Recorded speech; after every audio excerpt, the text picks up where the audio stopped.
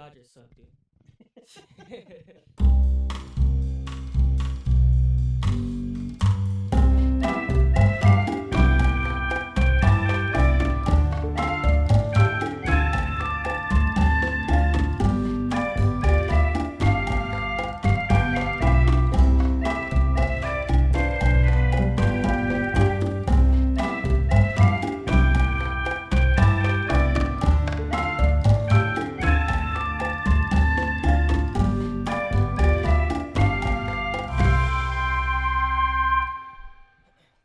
All right. Dodgers suck, dude. Dodgers suck. We have the ultimate team, and not only does most of our team suck right now, but most of our team is hurt, dude. Yeah. And I feel like our team is super. It's too good to be playing like this. Too good to be playing like this.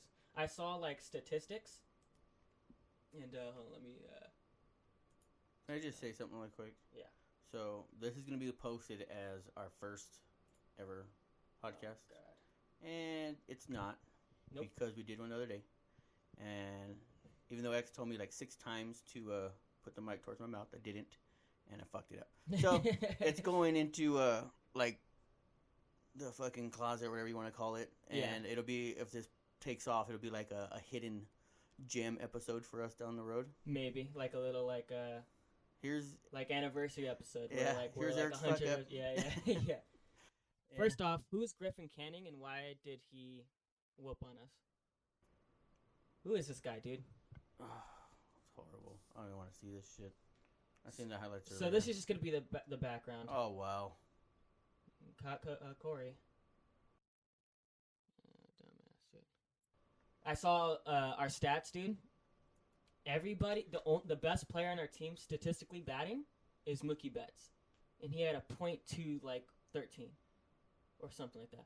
Horrible batting average for someone like Mookie Betts, especially. Horrible batting average, and he's the best on the team. What I like to always Everybody say has like a .8 and 1.0. is that Gavin's back, huh? What I also like to think about when times like this happen is if you're gonna go through your slump, it's best to do it now. Yeah. Instead of playoff time. I think we're still gonna make it to the playoffs. And as long as we get this shit out of the way now, get it out of our system. You know, let's be honest, man. This is the Angels World Series every time they play us. Hell yeah. So Hell yeah, it is. 'Cause they ain't even gonna when see a both playoff. teams suck, when they play each other, man, they play each other so hard. So Yeah, it's they really do. hard to gauge who's really the better team because they play so strong against each other, man. They always put on good series. Yeah. The Freeway Series was one of my favorites. So Yeah, it's the Battle of Los Angeles. So everybody's gonna be even though one passionate team's in about it. Orange County, Yeah, whatever, and then even though one team's made it to 4 consecutive World Series and the other one hasn't seen the playoffs in years. yeah, and they have ugly colors. Hell yeah, that's horrible. I like their little fountain though. That's cute. yeah. This guy looks like he got a fake beard. Yeah. They're gonna wake up, man. I'm not worried about it. I'm really not. You know what I think we're coming back? I think we'll turn it around when Cody comes back. Yeah. Because I have a feeling that this team live or dies by certain players. So have you heard that thing about where they're saying that the Dodgers need a spark, and they're talking? I don't know how real it is, or if it's just like a fan thing. Yeah. But bringing back Yasiel Puig for 1 year. Yeah, because he's a free agent, isn't he? Yeah. I'd bring him back. I like it because we need those hype guys. Yeah. Kike was a hype guy. He's gone. He's in Boston now. Gatterall's a hype guy. He's hurt. Yeah. We don't have those hype guys that get fired up. Gonzalez is, but he doesn't pitch all the time. He's more of a setup guy. You know? We need those hype guys, man. Yeah. I've always been a big fan of the hype guys. Yeah. And somebody was, speaking of Kike, somebody said they're like, Mookie's dropping Kike numbers. I was like, dude, I wish we had Kike right now. Right? That doesn't even sound like Kike put up good numbers. What do you mean? Yeah, that's like, you don't need him to be a Are they talking superstar. about Kike right now in Boston? Is he throwing up shitty numbers over there? Is that what they're trying to say? Oh, no, I think just someone was just calling Kike average, even though he's like been one of my favorite players. And look at Mookie, man. This guy is so good defensively. Somebody was saying, somebody was trying to say that like I love Alex Verdugo. Don't get me wrong. Like I was so bummed out when we traded him, but I was happy that we got Mookie in that trade. For sure. I loved Alex Verdugo, but somebody was saying oh look at the numbers that Mookie's putting up. Look at the guy they traded. Fool. When we got Mookie, who went to the World Series and who won the World Series? Yeah. You know what I'm we saying? already got our money back for it. Like, we already got our side of the deal for it. We got a ring. Yeah, we got a championship. We got a world championship. And the season's still young. Like, you're already counting us out. Come on. Yeah. We're in a slump. All teams go through it. Mookie's going to come back, and then nobody's going to be talking that ish anymore. He's going to turn it around. And then Cody's going to come back, and he's going to hopefully bat in runs, because I feel like our biggest problem is getting guys on base and then not capitalizing. I think we played against the Padres, and I think it might have been the Padres. We played them in a game, and we had bases loaded 4 times, and probably got like 2 points from like the 4 times we got bases loaded. Leaving people in scoring position, I hate that. Crazy. I hate it. You should not have bases loaded 4 times. And not get 1, 2. A lot of the times you just need a sacrifice fly and you get a run in. When you have that many people. Once they're on second, that's considered scoring position. Like, a sacrifice fly gets you at least a run. Yeah, our problem with that, though, was since our guys are hurt, we were having to go to, like, AAA players. And that one dude, what was his name? It wasn't DJ Peters. Was that Riley guy? The big dude? Yeah, it was like I think it was Riley. He was like 0 for 8 on the season coming off the bench and was trying to get his first major league hit. He looks so awkward. Ass.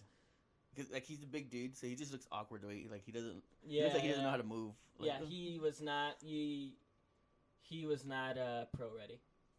You could tell he was ass. You know what's crazy is he's like a farm guy, but he looks old as shit too. Yeah, like he looks like he's been there for a Hell while. yeah, and then you look in the crowd, and his dad looks like he did crack for 15 years whilst like helping his son playing baseball. I didn't see that.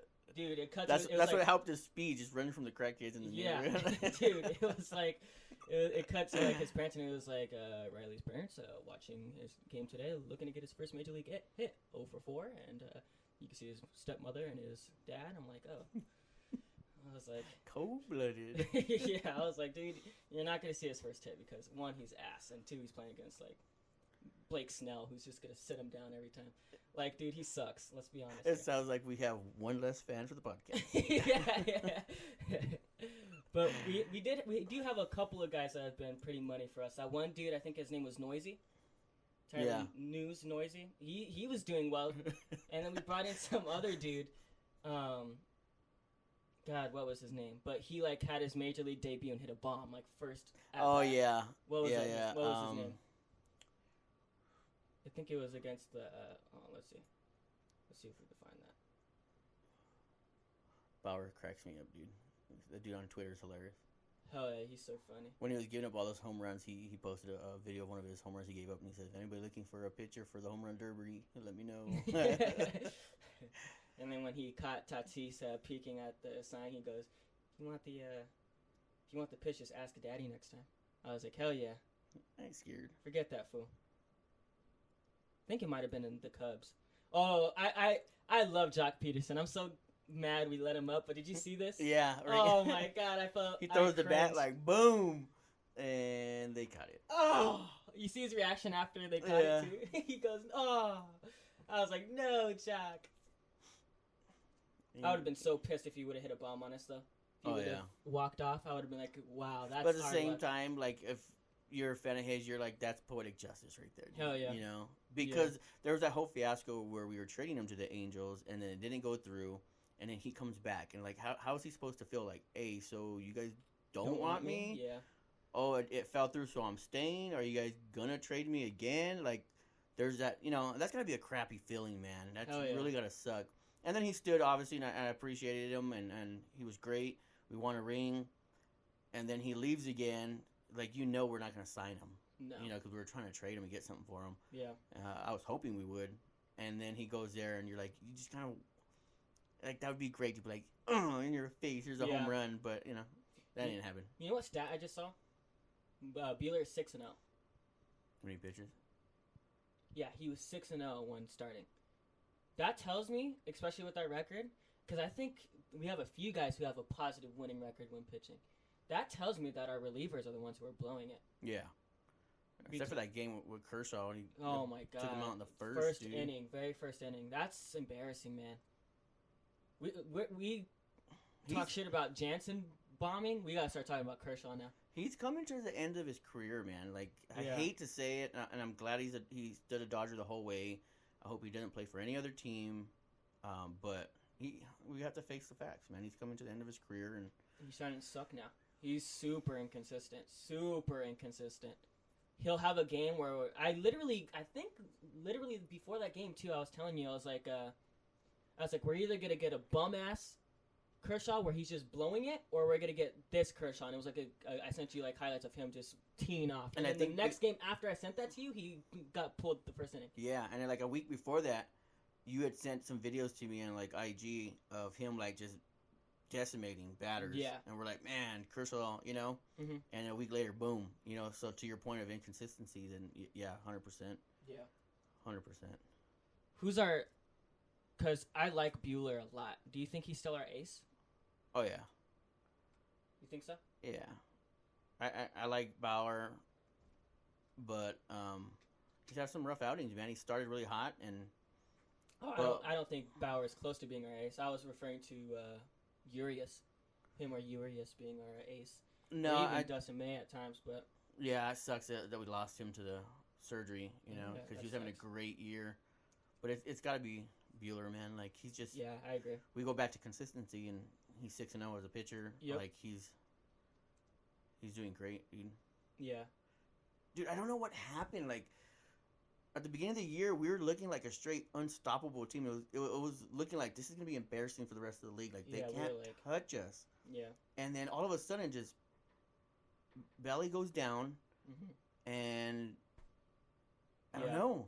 Our team is just plagued with injuries. Is belly literally the heart of our team? Is that what it is? Like they just don't have that fight without him? I would hate to believe that one guy makes that big of a difference. Especially when you have Mookie Betts on your team. Yeah. But I will say, not as trying not to be a biased Bellinger fan, because I started watching baseball because of him. I didn't start watching the Dodgers until Bellinger's rookie season. Like, I didn't really start avidly watching them. Didn't we go to the World Series in his rookie season? Or not the World Series, but, like, we made a playoff run? Yeah, I think he won the MVP that year or something like that. Or Rookie of the Year or something. No, yeah, he did. See, and then another thing, just a little off point, is Buehler. He's still in great shape. Urias put on a lot of weight. Yeah, he did.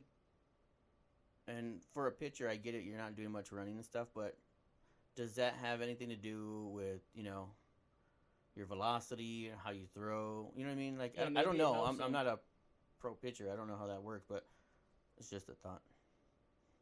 Yeah, look at our batting average. I didn't see a single Dodger with a above .3. You know, I heard been money is this guy right here, Gavin. I heard Gavin's been pretty money for us. Like he's been really he's been having a few games of great bats. Jock. Little face. Gavin has like the world's smallest face, dude. Yes. Not his head, just the face. It's like right in the middle. Yeah. Like, you know what? I didn't even think I was not trying to be an asshole here, but I was trying to figure out what I found what I found weird about his face. It's like all in the middle. It's just right here. Yeah. What do you think that is? The whole hitting the top of the helmet thing.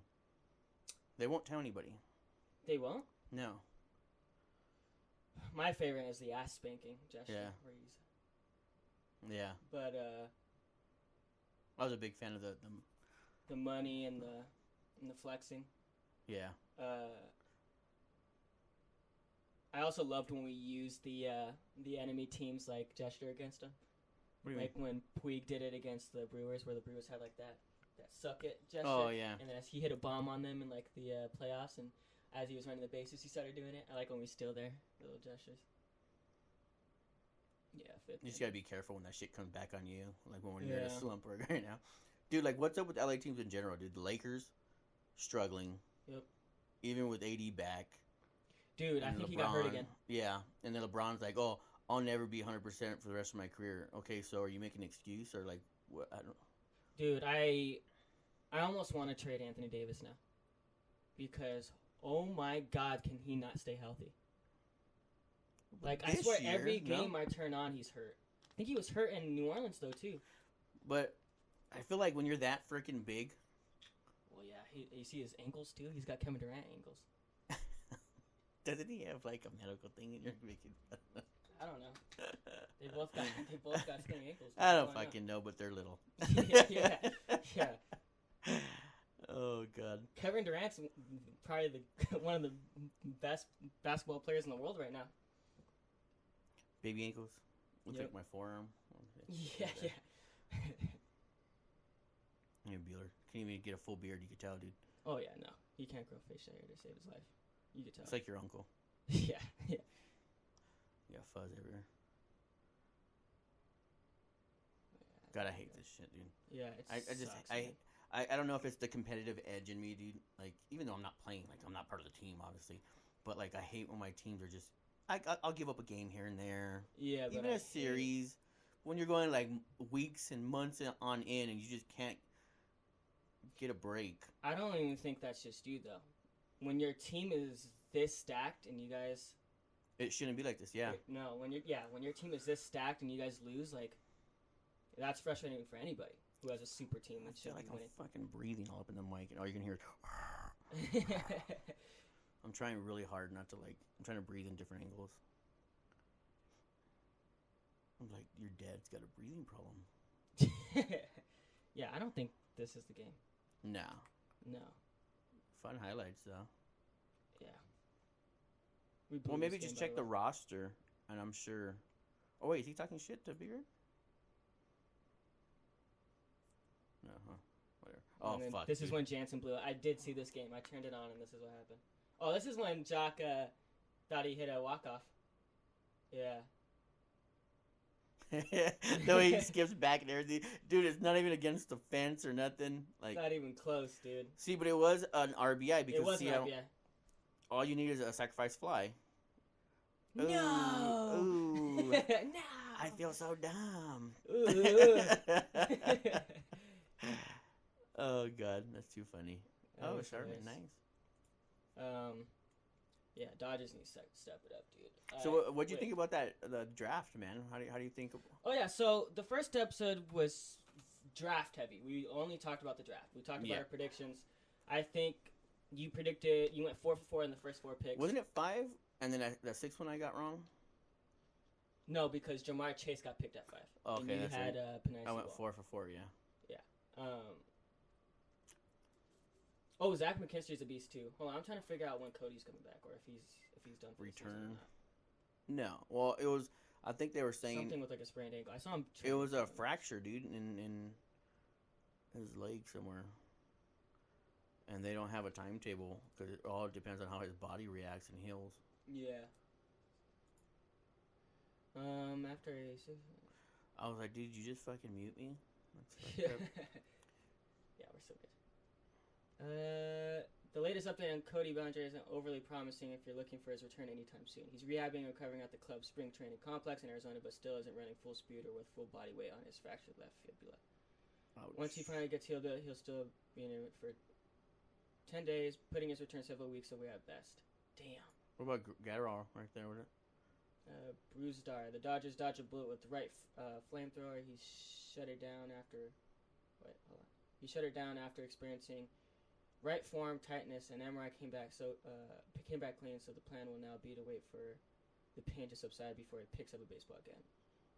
That might be pretty this soon. week and ramp up a throwing program as soon as his arm is ready to go. So yeah, I think Bruce Dar's good. Joe Kelly just came back. Look at all these guys that are hurt, man. Dustin Edwin Rios is gone too. And so just shoulder inflammation. Yeah. Goslin, May. Yeah, everybody Gatterall, Kelly, Belly. Those are big names, dude. Everybody wants to talk trash about how we're in a slump, but I mean, look at the facts here. Our entire team's hurt. Like our main guys are hurt, dude. We have a lot of youngsters out there, man, trying to hold us afloat. Yeah, it's just not working out. And then I heard even people were complaining about Dave Roberts, saying that he's been managing horribly. He's so analytical, dude. He goes based on analytics. However you say that. That's like a tongue twister. Yeah. sometimes you just gotta go with the hot guy, dude. Yeah. Especially when you have an all-star team like we have. I don't know. I feel like I get the whole analytics and all that, and trends and all that good stuff, but when you have someone that good, you should be able to rely on them. Yeah. This is the pros, man. This is the best of the best. Yeah. But I do want to show some love to my guy, Dennis Santana, because I've been saying it from, like, when did he start pitching for us? Like 2018, 2019? I was like, something like that, yeah. I remember I will take credit for that one, because you predicted a lot of guys. You predicted Justin Jefferson, so let me take Dennis Santana, all right? I sent from, like, 2018, 2019, I told my dad, I was like, dude, there's this pitcher, and he kind of throws heat, dude. Dennis Santana, watch out for him. He's even got a pitcher's name. Santana? Come on now, that's dope. You know what I'm saying? Guy throws heat, and he's been like our go-to guy recently, and he's just been shutting it down, dude. Yeah. I love Dennis Santana. Why didn't he start the year? Was he hurt? He might have been. I think we just got hit with that injury bug this year, man. And to go with you said about like analytics, like, I don't think he had like the best season. I don't think he had the worst season last year either. No. I don't know. There was something with him. Yeah. Whether it was an injury or like Dave Roberts just didn't think he was like. And then I remember when you were telling me about him, and then he had that game. You're like, "Oh, this is the guy, And then he like reposted my thing on Instagram. Pitched us out of a jam. You posted like, "Go Dennis Santana," like all this stuff on your IG. He retweeted it, liked it, and everything, and then or not retweeted, but reposted it on IG. Yeah, same thing. That was pretty dope. Yeah, that's my guy, Dennis Santana. Dennis the Menace. Yep. Shout out to Dennis the Menace. Yeah, that guy's nasty. And then there's this other guy. His name's Mitch White. I was telling you about him recently. Pitcher? Super recently, yeah. I think he made his pitching debut. I don't know if he was. I don't think he was a start. I think he was relieving, because I think Dennis pitched right after him. So he might have been relieving. This guy Mitch White, he's like this Asian guy, number 66. You gotta watch out for him. White, and he's an Asian guy. Yep. Oh wow. Throwing heat, dude. Guy could throw heat. Mitch White. Yeah, that's him. The first picture that popped up was Gavin Lux, and I'm like, dude, looks like you, Darvish. Yeah. Yeah, he was throwing hit. I don't think Dodgers recall right okay, pitcher. so yeah, it wasn't his debut, but he would. When I saw him pitch, and I was like, "Damn, this guy's throwing some heat." He looks tall. How tall is he? How tall? 6'4". Oh yeah, 207. You could tell, dude. He looked like a big dude. Yeah. I feel like guys like that have more whip on the ball because they just have that length to just, Yeah, like.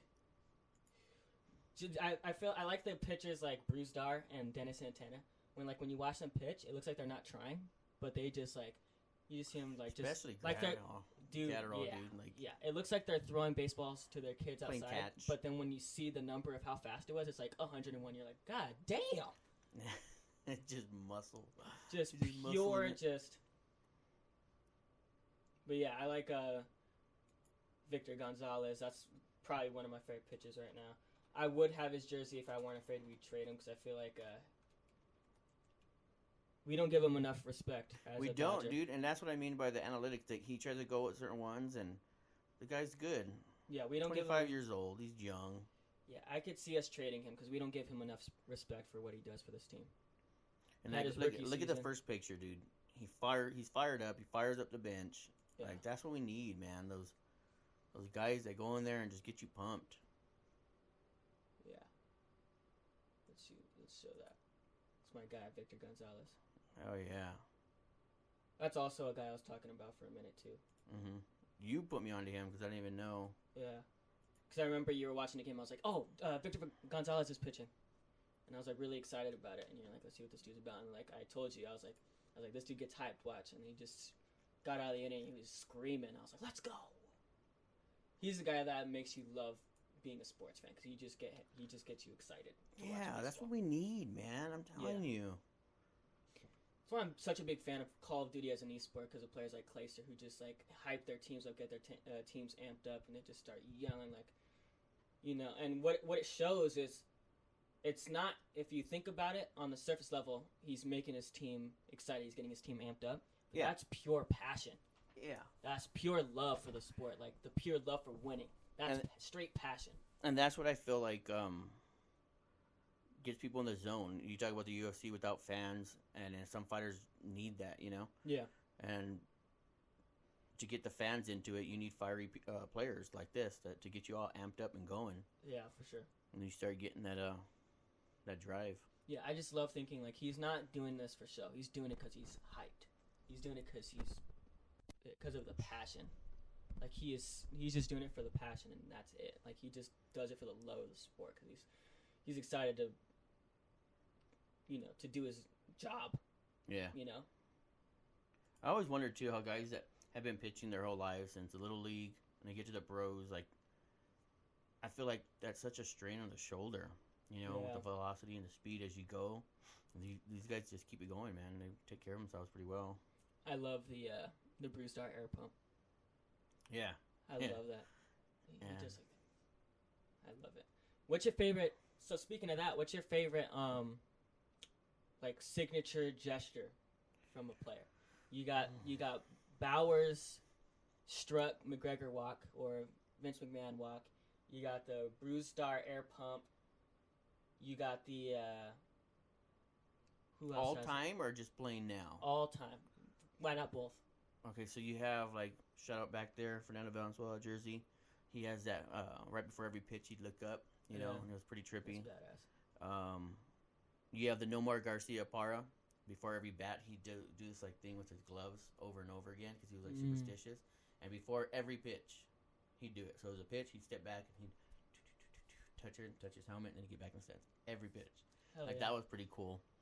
I like when CT3 he what would you call it when you load up? He kind of goes like this, and he does it 3 times for his number. I also like Big Red's lean back. Yeah, when he leans back. That's pretty cool. Yeah. Yeah. And then who else has a? I do like Bowers' strut. Yeah. Who else has a cool one? I think Mookie was the one who started doing the slap one. I don't know if that's him like doing a dance, or I just assumed it was like him saying like we're spanking that ass, like slapping him down. He's just out there dancing and grooving and shit. Yeah, and I'm like sitting here like, yeah, slap that ass, spanking that ass. You don't deserve to be there with us. You don't know why my fucking mouth's so dry. Yeah. Yeah. Dodgers suck. We need to turn around. Our team's too good for that. Lakers need to wake up. I don't know if this is me being optimistic, or me being or like I don't know if this is me being overtly optimistic, or if this is just me having way too much confidence in my team. But like I'm telling everybody, I'm like, oh, everybody's talking all this shit now, but wait until like we get into the playoffs and then nobody's gonna be talking anymore because we're gonna whoop that ass. Like, and there's those players that once they're in the playoffs. Brady was like that in New England. Yeah. Where he was an average. He just got into the playoffs, and then when you go into the playoffs, the guy's lights out. Yeah. And there's just people like that, and there's teams like that. They just take it to that next level. I think they're saying David Price is like that. No, yeah. I was literally about to make that connection. Like, I think he's like one of the best like postseason pitchers right now. Like, I hope we start utilizing it. Now that May's done, I hope we start starting him. Because I think he was a starter when we traded for him. Wasn't he? Yeah, so I hope he took the year off because of COVID last year, and they just wanted to ease him back in, which was a smart thing. But I also don't understand why Joe Kelly was rushed in after his injury. Yeah, I don't know why he wasn't eased in. Like he didn't pitch in AAA or anything. He just went straight in. Yeah, I don't know what they're thinking sometimes. Yeah, we also need to get a new closer, and I'm telling you, Dennis Santana. Like we've had him, we've thrown him in there for a couple of 9th innings. Or Gratterall, like especially with our depth, I don't see why we need like a solid closer, like a go-to closer. Yeah. Because one, I don't think it's Jansen. I think like the fact that I get nervous every time he comes up, and I'm not like, oh, this is it. And I get it. Everybody's like, oh, but he has all the saves, the biggest record. I get it, man. Props to him. He was doing so many good things for us a long time ago. And even this year, he's got a couple of saves, but he also got quite a bit of blown saves. Yeah. He's at that 50-50 mark where you just don't know. Where before, the guy was like 90-10. and 90% chance he's going to go up there and he was going to shut it down. Yeah. And we loved him, and I always love him for that. But people just need to understand he's not the same guy anymore. Just like Kershaw. Kershaw's not the same guy no more. You know? I agree. And you could love him all you want. You could say he's the greatest, and at one point he was. He's going to be a Dodger legend. It's just he's not. I don't think he's there anymore. No. You know? I really don't. Yeah, I don't think so either. I think we need to start using Santana more, for sure. Unbiased, like he just throws heat. Yeah. Guy just pitches his ass fiery off. Too. He's got that Hell fiery yeah. attitude. Hell yeah, he does. Hell yeah, he does. Yeah, that's my So guy. this is a little bit off of these sports, and I know it's been a while now. But what about that UCLA basketball run, dude? Damn. Oh my god, dude. I'm gonna watch next year. One of the greatest runs, and all those guys, I think, for the most part, coming back next year. Yeah. Like, dude, such a great run, man. And we should have been in that championship game. Like, I've never... Like, I hate those moments, but I love those games. Yeah. But, like, we hit that one, we tied it. I was like, oh, my God, we're going to another overtime. And then he just throws his half court, and you're just like, boom. Oh, my God. Like, me and your brothers were in there, and we just dropped to our knees, and we're like... And then Derek just started going, what? Like, oh, my God. Great game. And even all the announcers said, we just watched one of the greatest college basketball games of all time. Ever. So, that game was just so good. So good. And I can't help but think, had they not gotten that miracle shot, that we would have actually competed against, who was it, Baylor? Baylor, better. I feel like we would have competed, and here's why. Every team that we played in that bracket were like, what, 1, 2, like first seed, second seed, third. Like we weren't supposed to make it past any of them. No, they were all dominant guys, and we prepared for each and every single one and beat every. We made them play our game. Yep. We didn't let them play to their strengths, and I think that's what we would have done to Baylor. I'm not saying we would have beat Baylor because that's a bad team. Like they are strong, so good, man. It's a great team. So good. They so is destroyed Gonzaga. Gonzaga's a great team too, but we, to your point, we play to people's weaknesses. Like we slowed it down. We made them go at our pace. We didn't let them go on fast breaks. Oh my God, it was such a great game. We looked so prepared for each team that we played. Like I feel like we would have competed with Baylor just off of pure preparation. And like, didn't we have a blown call to win the game too? Like, didn't Johnny at the end have like a blown call? Yes, dude. Like, oh my God, LeBron, everybody, Twitter was blowing up with, "Are you kidding me? That's not a foul." Like, we would have won that too because Johnny. You would have hit the free throws. We would have been good, dude. Sent straight to Baylor, dude. I don't think we would have beaten Baylor. I'm not going to be that overconfident. But I think it would have been a better game. Hell yeah, they got smoked. Like that shit wasn't even fun to watch. Like the championship game was us and Gonzaga because everybody watched that one, and then they had a boring ass one in the championship. Well, Baylor just dominated everybody. But I'm pretty sure that whole team's coming back next year, dude. The UCLA? Yeah. I hope so. If they do, I know they will. So I'm gonna for sure start watching UCLA basketball, just for that. Like I started watching them in the playoffs. They have a great program in UCLA back with John Wooden, behind me right here, Kareem Abdul-Jabbar, great UCLA player. They've always had a good program of basketball at UCLA. Yeah. Always great. Them, Duke, Gonzaga have always had great basketball teams. And then just the rule now where you just play one game and you jump straight to the NBA, of course you're going to go for the money. So nobody stays there, you know? If they would do it like college where you have to do at least college football, where you have to do at least 2 years, it would make college basketball so much more better, dude. Yep. You know, they'd stay and they'd make it more interesting. Yeah. Kevin Love, 1 year. Russell Westbrook, 1 year. I think the last person to actually do like all 4 years was Jordan Farmar. Back he did pretty good. He had a pretty good NBA career and then went and played in the European leagues. Then you had Ed and Charles O'Bannon back in the day, the brothers, the O'Bannon brothers in UCLA. Man, oh man, that was the era in college basketball to watch. Dude, those guys were sick. But it's crazy because they go to the NBA and they don't do shit. They don't do nothing. Yeah, I'm gonna start watching UCLA basketball, and I'm gonna be just a massive Johnny Juzang fan, no matter where he goes in the NBA. Yeah, for sure, dude. Like that he guy carried the team. Man. That guy's a baller. Yeah. That guy balls out. Clutch, man. So clutch, man. He's so good. But one thing I was gonna say. Can you pull up highlights on it? Yeah. You know who else? What's his name? Was it Tiger? Yeah. Tiger. I was stoked about watching him play too. You want to pull up the game against Gonzaga? Or? Yeah. Let me show it.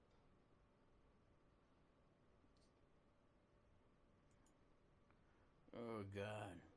Man. Was the overtime right here? I don't. No. Oh, it's the whole. Yeah, this highlight. is the whole highlights. Yeah.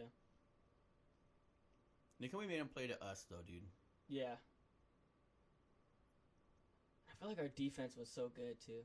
Dude, the back and forth. I don't know how many lead changes there were, but it was crazy, bro. Yeah, I was feel like very we held anxious it watching longer. this game. I think we had more, and then they kind of kept on creeping back, and then they just.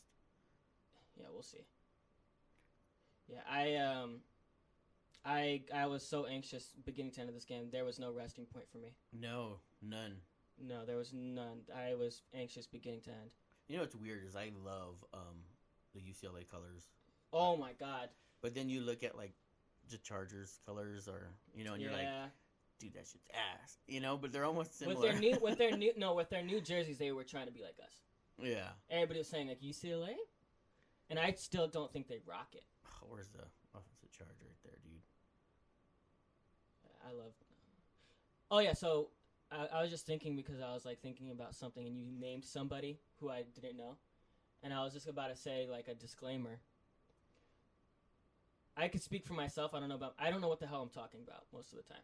I just give my opinions on just whatever I feel like. So if I say something that's ridiculous, just ease off of the roasting. That guy is what's his name? I forgot his name. Let me see his jersey. Vasquez? Vasquez, yeah. Yeah. That He guy's was a beast, killing too. it too, dude. Yeah. It did not look like he'd be a basketball player, but Hell he was no. doing good, man. Hell no. And then Tiger Campbell, Vasquez, Yeah. and then what was the big guy? Was it Riley or something like that? Too? Something like that, yeah. He was doing good too. Vasquez looks like he does like improv. Yeah, and smokes a lot of pot. Yeah. Probably does one of those things. I like that. While we're watching this game, though, I want to mention. I'm kind of glad the first one was a botch because I already liked the vibe of this first episode better. For Right. the first episode, I liked the other one because we were in the loft, dude. It was really relaxed. it was chill. It was chill. We had like the background with the foosball table and the mini fridge and the TV's up. Like we're gonna do so many different ones. Like we were talking earlier, we got it in here. We could do another one in the loft. Yeah. We could do one in the backyard with the fire pit. You Yeah. know, we were talking about the Halloween. We could do some random scary stories and stuff that my grandma used to tell me growing up. La Llorona and all them, and just different things, just to be fun, dude. You know? Yeah. I already I think we're more comfortable in this one than we were in the first one. Yeah, there was a little bit more jitters because I didn't really know how it was gonna be. And I gotta make sure I stay talking right here because I don't want to screw this one up too. Yeah, so I think I have a backup thing. No, I think I'm pretty close this time because before it was like on my lap and it was down. I think we're fine. We're You're good. Fine. Okay. Yeah. Yeah. Yeah. And we didn't have many laughs in the first episode. Yeah. I think we were talking about a lot of serious stuff. Like we were really we into talked the about draft. we talked about a lot of good topics though. Yeah, a lot of good football stuff. Yeah, we talked a lot about Trevor Lawrence. We gave some of our predictions. Let's stay on topic. I've seen a few lead changes already. Dude, this is like showing the whole fucking game, dude. Yeah. We're gonna be here for a minute. Yeah, I'm gonna start. I'm watching UCLA play basketball next year. For sure, dude. Look at that. Woo. And I am debating asking for a Juzang jersey. Yeah, UCLA though, right? Yeah. Okay. Oh no, if he goes to the Nuggets, I'm not getting a Juzang Nuggets jersey. Suck my ass, dude. I'm not getting your jersey. Fucking mustache, dude. That white dude was irking me the whole fucking game. His fucking mustache. Oh my god. Speaking of basketball, you know who's having like a crazy like all-star season? And you were talking about him when our team was ass. Our team was ass as the Lakers. We had no LeBron. We had no stars. Russell? Julius Randle. Oh, Julius Randle. Julius Randle. Dude, I was always a Julius Randle fan. I love Julius Randle. From the beginning, you were saying like he's like gonna be a stud, and like he just never got an opportunity. Or maybe it's coaching, dude. Like with football, you go to certain programs and coaching styles. Maybe he just found a good one that's playing to his skill set. I don't know. You know, as sad as it sounds, and as messed up as it may come off, I think it was Kobe's death. I think it was Kobe that turned him around. Yeah. I think because he's coming out now about a lot of the deep talks he would have with Kobe. Yeah, about preparation and getting ready and always making time no matter where you're traveling to get those shots in. He's going to, what was it, like local high schools, wherever he lands. Yeah. And after hours, and he makes sure he gets his time in. Yeah. You know? And I don't know if he was doing that already when he was playing with Kobe, because I know he had some time playing with Kobe, but I don't know if he was doing. Mamba. Yeah. Oh yeah, you're wearing his jersey. I didn't even make that connection. I just wanted to bring it up because I thought it was cool, but I don't know if he was doing that already or when he started doing it when Kobe died. But I didn't start hearing it until Kobe died. Yeah. That he was putting in the extra hours and going as hard as he possibly could. But whatever happened, dude, Julius Randle is exactly what you predicted like years ago. Guy is an animal. Yeah. That guy is so good. Good for him, man. You know, I'll be a lifelong Laker fan, but there's certain people you're just like, man, I'm glad they're doing good. Yeah. You know, and that's him. I'm happy. Dude, everybody was making jokes about the New York Knicks. Dude, in this movie Soul, they roasted them. And the Knicks blow it again. And then everybody's like, yeah, that's messed up. That's cold-blooded because it's true. And then out of nowhere, out of the blue, here comes Julius Randle, just carries that bum-ass franchise. Sorry for anybody who's a New York Knicks fan. They're good now. Yeah. But they suck. They used to suck ass. Good job. Yeah, they used to be the Cleveland Browns. Basketball. Yeah. The Cleveland Browns. Anybody who's from New York and used to watch the Knicks when they sucked was like us watching the Raiders when they sucked. Like I don't know why. You mean the last 20 years? Yeah. My Raiders have sucked for the last 20 years. Yeah, I don't think they stopped yet. Yeah, we just turned on. We haven't stopped. We just had we were just like had hopeless optimism for them. Like we were just like. Let's turn on the Raiders. Maybe they'll do good. It's gonna be this year. It's gonna be this year. This is the one. Fucking nice, dude. Oh man, we're gonna have to trade chairs next podcast, man. This one's killing me. Oh yeah, for sure. That's why the loft was good because we had the couches. You know? And it was like a relaxed vibe. You know? Yeah. Dude, this is a full fucking game almost, man. Yeah, you get the idea. I'm gonna watch Johnny G. Zhang. Probably gonna get one of his jerseys. A UCLA one, obviously. Oh yeah. Big Shout out Johnny Juzang. Shout out Juzang basketball, man. What a beast. What a beast. But I want to change the topic. I know we talked about this but behind the scenes a lot, but I want to talk about it on record and on podcast just so I could feel cool if we predict something. But I was telling you a lot about how much I love Gus Bradley already. Oh, as a Raider. There's been so many pickups where it was like, Gus Bradley's guy. Yeah. That fits Gus Bradley. Oop, guess who that guy used to play for? Gus Bradley. Like, it's already like this is his defense. Yep. You know what I mean? Like, you can't be like, oh, like horrible on, Gruden's a dumb, whatever. You can't blame it on anybody else. That is all Gus Bradley. Like, so I love that already. To that same point, though, we got all these free agents that are Gus Bradley guys. We drafted to Gus Bradley's style. If these guys don't pull it together and wake this defense up, then what? Is it one of those things where we're like, okay, let's wait a year, let's see if they adjust to Gus Bradley's system, or is it like Gus Bradley's fault? Like, we can't go through a D coordinator again. So like, he's at least there for another 2 years, right? Yeah, I'll give it next year and the year after, so 2 years. I'll give him 2 years. I'll give him the benefit of the doubt of just coming in. Next year, if he sucks, yeah, I highly doubt it. Yeah, I like Marinelli too. I'm glad he stood after he did the interim D coordinator. Yeah, he's got, the guy's got knowledge, like years and years and years of knowledge. So usually when you're interim D coordinator, you bounce out because you want to be a D coordinator, you want to stay. But I think he's just happy having a good job and teaching these young kids. We've got a pretty young defense, man. Like, who's the oldest guy in that defense? Really, is it Corey Littleton, he's like 27? Yeah, we got a super young defense. Super young, dude. Like, that team is not very old. I think Derek Carr's the oldest player on our team. To your point, though, I don't think our defense is going to suck, not nearly as bad as it has been for years. But we have more of a payoff if we are, like, one of the best defenses in the league. Yeah. Because to your point, our team is so young. We're gonna have this defense if they're good for years. Yeah. The only thing that'll stop us from that point is injury. Yeah. So, Well, we need development, people to develop. Like, cause we got Casey Hayward, but we got him on a Super excited. 1-year deal. Yeah.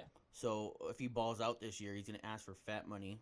Yeah. You know, so That's you got fair. those kind of worries. You know what I mean? Yeah. So you got to hope that Damon Arnett steps up. But that thing came out where I sent you that link where he was playing 20 pounds underweight. 20 pounds is a lot in That's football, a man. lot of weight. And now he's back up to, I think they said 194 when his normal playing weight in college was 200 pounds. So who knows? That's either we're gonna get the Damon Arnett we drafted, or it's gonna slow him down because he's too big, too much muscle. He's gonna get tired quicker. Like, I don't know. Yeah. You know, but hopefully, I like the kid and I hope he does good. Yeah. I hope Casey Hayward balls out and doesn't ask for a fat contract. I'm hoping because Gus Bradley's there and that's been his guy for a while, that he's just like Gus Bradley, like, hey, like, yo, you stick around, you take a couple of pay cuts maybe if we need you to, or you know, you just keep this kind of cash. We'll give you a legacy, dude. We'll be good. Like maybe he, like, you know, talks him into staying for a while for cheap, you know. And then that guy we drafted, like, I selfishly just want a jersey that says Diablo on the back. Oh my god! Like, that's like a perfect Raider draft pick, dude. Hell Divine yeah, Diablo, and they're Hell comparing him yeah. to Cam Chancellor, who is out of the game way too young. You know, was top of his game. Yeah. It was injury, right? Injury. Yeah. Was it head stuff? Something like that, yeah. I don't remember. It might have been like neck or something. Yeah. I remember looking it up recently. I was like, damn, like how old is Cam Chancellor? I was like, 30? What? Yeah, he could still be I playing, think man. Doug Baldwin was forced into retirement too. Yeah. So I think I read about him being forced into retirement. Like that sucks, dude. And those guys were like some of the best. Yeah. You know what I mean? Yep. That's why I'm glad that, and I'm hoping that Divine Diablo is that next big thing for us, man. Just to have that badass jersey, Dude, you know. And I was telling you, 50% of if he lives up to 50% of what Cam Chancellor was, we will be fine. Oh yeah. We are gonna be okay. And I think he was already saying he's gonna cover. They told him like you're gonna be covering the bigger guys. Like you're gonna be covering like the Travis Kelce's and the George Kittles. Like I was like, Those are big shoes to cover. those man. are, yeah, those are a lot of. Those are some guys you have to, yeah. But I'm confident in him because he's way too fast and like he's way too fast for his size. Yeah. Like Big guy. he does not. The fact that he's like big enough to be a linebacker, but like fast enough to be like a safety almost. I don't know if I'm like spot on with that interpretation, but like Yeah. the fact that he could like go under both is crazy to me. Those hybrid players they're talking about, Oh, you yeah. know. Who in the draft that's not one of those big names, those Trevor Lawrence, Trey Lance guys, do you think is going to make a big splash? Quarterback or just Just in general. You know what I'm gonna you know what I'm gonna say? Who is that quarterback you wanted? Mons? Mons. He went to Minnesota, I think. When Kirk Cousins starts bombing, I think he's gonna come in and ball out. Yeah. I think That's he's gonna true. come in and ball out. I think he's gonna come in. I think he's gonna be like. I think they're gonna do like a two-peat with like Rookie of the Year candidate players. Like I think they're gonna they hit gold with him, and I think he's gonna come in for Kirk Cousins and just start balling out with Justin Jefferson. That's my bullet prediction. I have two players, and you put me onto one of them. Pitts, that Kyle went Pitts. to Atlanta, and then Najee Harris, the running back, went to the Steelers. Oh yeah. Like, I think both those guys are day one starters and day one impact players. The only worry is their quarterbacks. How long are they going to be in the league? Like, Matt Ryan's getting up there, Ben Roethlisberger's getting up there, Roethlisberger. So, like, Najee Harris don't really need a quarterback, but as long as you have a good O-line, and he'll get more carries if Ben starts to deplete his skills. Yeah, and they don't got James Conner anymore either, so he's the only guy there. Yep, he'll be starting, dude. So, but Pitts, he needs somebody, you know. And I also think because they drafted Pitts, like, and he's a big guy, they're comparing him more to a wide receiver. Does that mean Julio Jones is gone this year? Do you think he's out? Like, they're saying after June 1st they could trade him and they don't get a cap hit. So, And I heard, same thing with Aaron Rodgers. these guys want him. Julio Jones. I heard the Raiders want him Oh, really man. bad. But I also heard that Gruden would give anything up for Aaron Rodgers. So, I don't know. There's so many. what if we do like the craziest blockbuster and get Aaron Rodgers and Julio Jones? Imagine that, dude. But with that though, the only thing I'd be afraid of is who would be trading for that. Yeah. Okay, so I saw a mock trade. I don't know if you saw it. I sent it to the group chat with me and Foo. Shout out to Big Hog Performance. But it was a mock trade. It was because everybody was saying like making their mock trades for if the Raiders were to trade for Aaron Rodgers, and it was the Raiders get Aaron Rodgers, and that's it. The Raiders trade Cleveland Farrell, Derek Carr, 3 firsts and a third. What do you think about that? I'd be good with that. I'd be okay with The that. 3 firsts is tough, dude, but the reason I'd be okay with it is because our team's already young, so we don't really need that many first rounders because we have a really young core. Yeah. You know, the scary part would be what does Aaron Rodgers have? Another 2-3 years. That's 2-3 draft picks. So then once that's 3 years of first rounders. So when he does go out, that very first rounder that we get back again, we would have to go quarterback. Yeah. You know. And I guess what I'd say to that also is like who's been a first rounder that's paid off for us? Josh Jacobs, and that's it. Yeah. You know, And so I at think we're best, late right now he's draft. only what 1,000-yard rusher, and he really hasn't played to his potential. Hopefully, Kenyon Drake brings that out of him. Yeah. The two yeah, Bama sure. boys, you know. Yeah, Drake and Josh already, dude. I'm Yep. excited for that. Yeah, the only one that's I think we're a late draft team, anyways. Like I feel like everybody starts talking about like positively about us in the later rounds, anyway. And like, I think we're always the controversial. yeah, and then also too, Mayock is pretty good about getting draft picks later in the rounds. Yeah. And I don't see why he can't. If we lose 3 years worth of first rounders, each year we'll deal a few players here and there to get back into the first rounder if there's really that one player that's intriguing. Yeah. You know, and to your point, like not many first rounders pay off for us. We find the gems in the second, third, and fourth. Mm-hmm. What was that thing we were seeing too? Where they were saying more third rounders start in the NFL than first and second rounders. Yeah, it was like a weird. That's for like the whole statistic NFL. Like that's crazy. So that means the third round picks are the most key players over your first and second rounders. So maybe people put too much stock in the first round. You know. Yeah, and I'd say that the reason I think the reason why first rounders like statistically like the later guys are better is because I'd argue that like the first rounders have a lot more pressure. Yeah. To perform.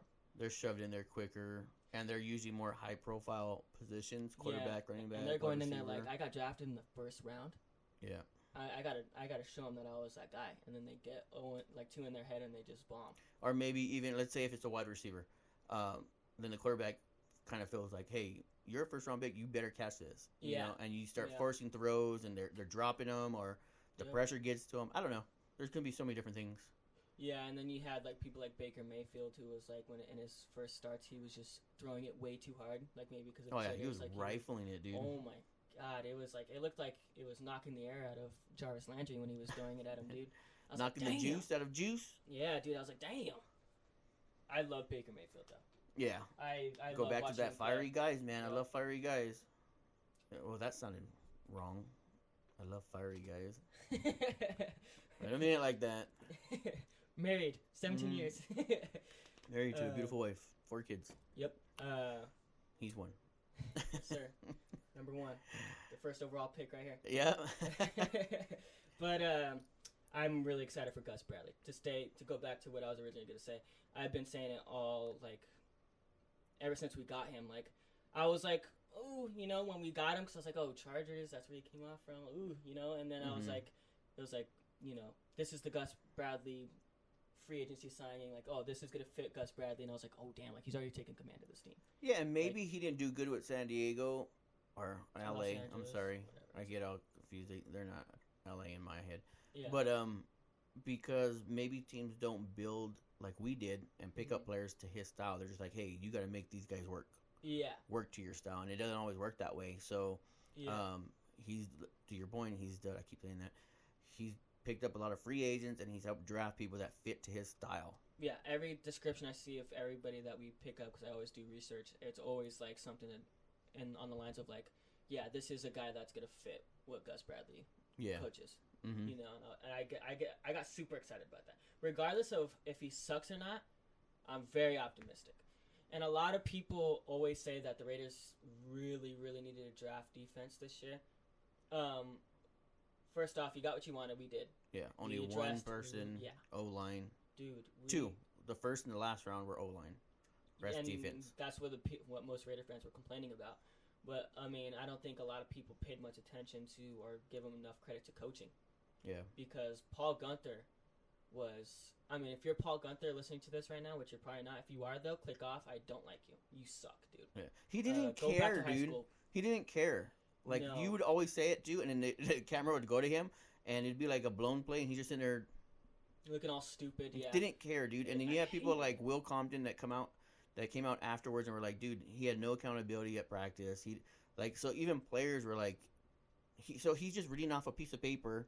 He probably grabbed some ideas, different concepts from different people, and he's just trying to make it work. There's no fire in him. There's no, you know what I mean? Nope. Like, Nope.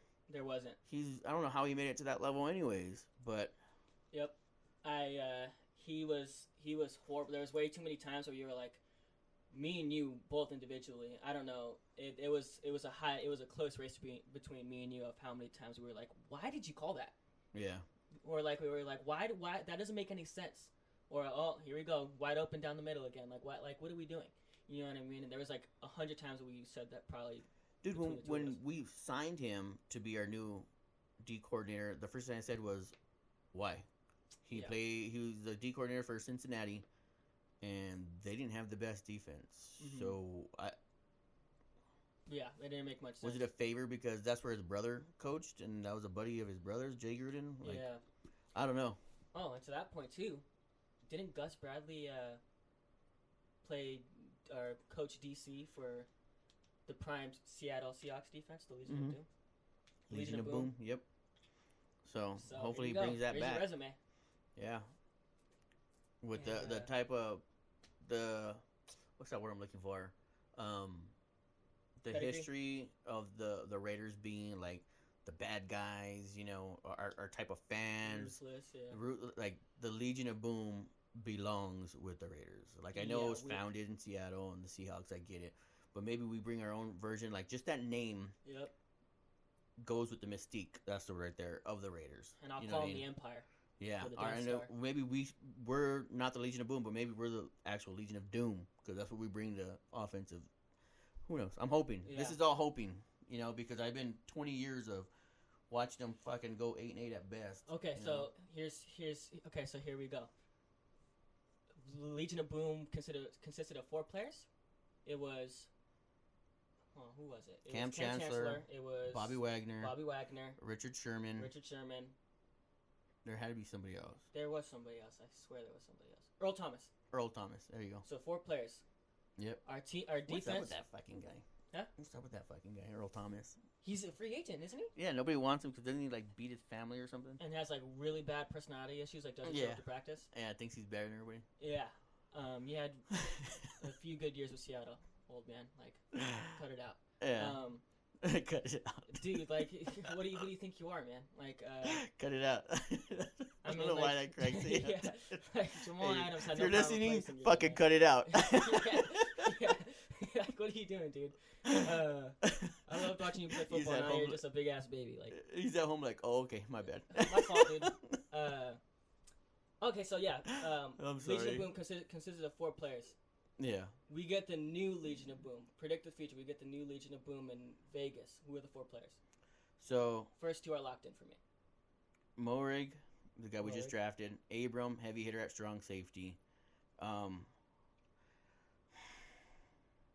I don't know if we have that linebacker on yet, but we got that hybrid, Divine Diablo. Mhm. And then hopefully Trayvon Mullen is the lockdown corner, and then maybe now he don't have to have all that pressure. Now we have Casey Hayward, and he has a great year. Yeah, you know That's the what? 4. My prediction for Legion of Boom in Vegas: Max Crosby, Nick Kwiatkowski, Morig, and Jonathan Abram. Because Kwiatkowski was all over that field. Oh yeah, and every play, he's man. also underrated. Oh yeah, Like he was a beast. yeah. And then shout out to Max Crosby, my favorite Raider. Oh yeah, he's so good, man.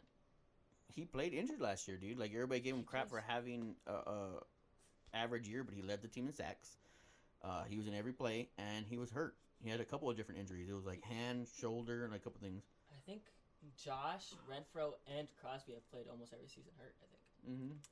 I think Renfro like played with like hurt lungs, and Yeah, then he had like a punctured lung and a hit or something. yeah, and then like Max was always playing hurt and still just crushing quarterbacks. And then Josh Jacobs is always like, you always hear like he hurt something in like his thigh or something. Yeah, and he plays through it, dude. That guy's they're he's so a tough. beast, dude. Like you see him limping on the side, and you hear him go to a coach. He's like, I'm good. But you see him limping still. You're like, dude. He limps on the sidelines, but then they let him go in, and he's running. He's trotting back on the field, and he's not going to show it. He's not going to show it, you know.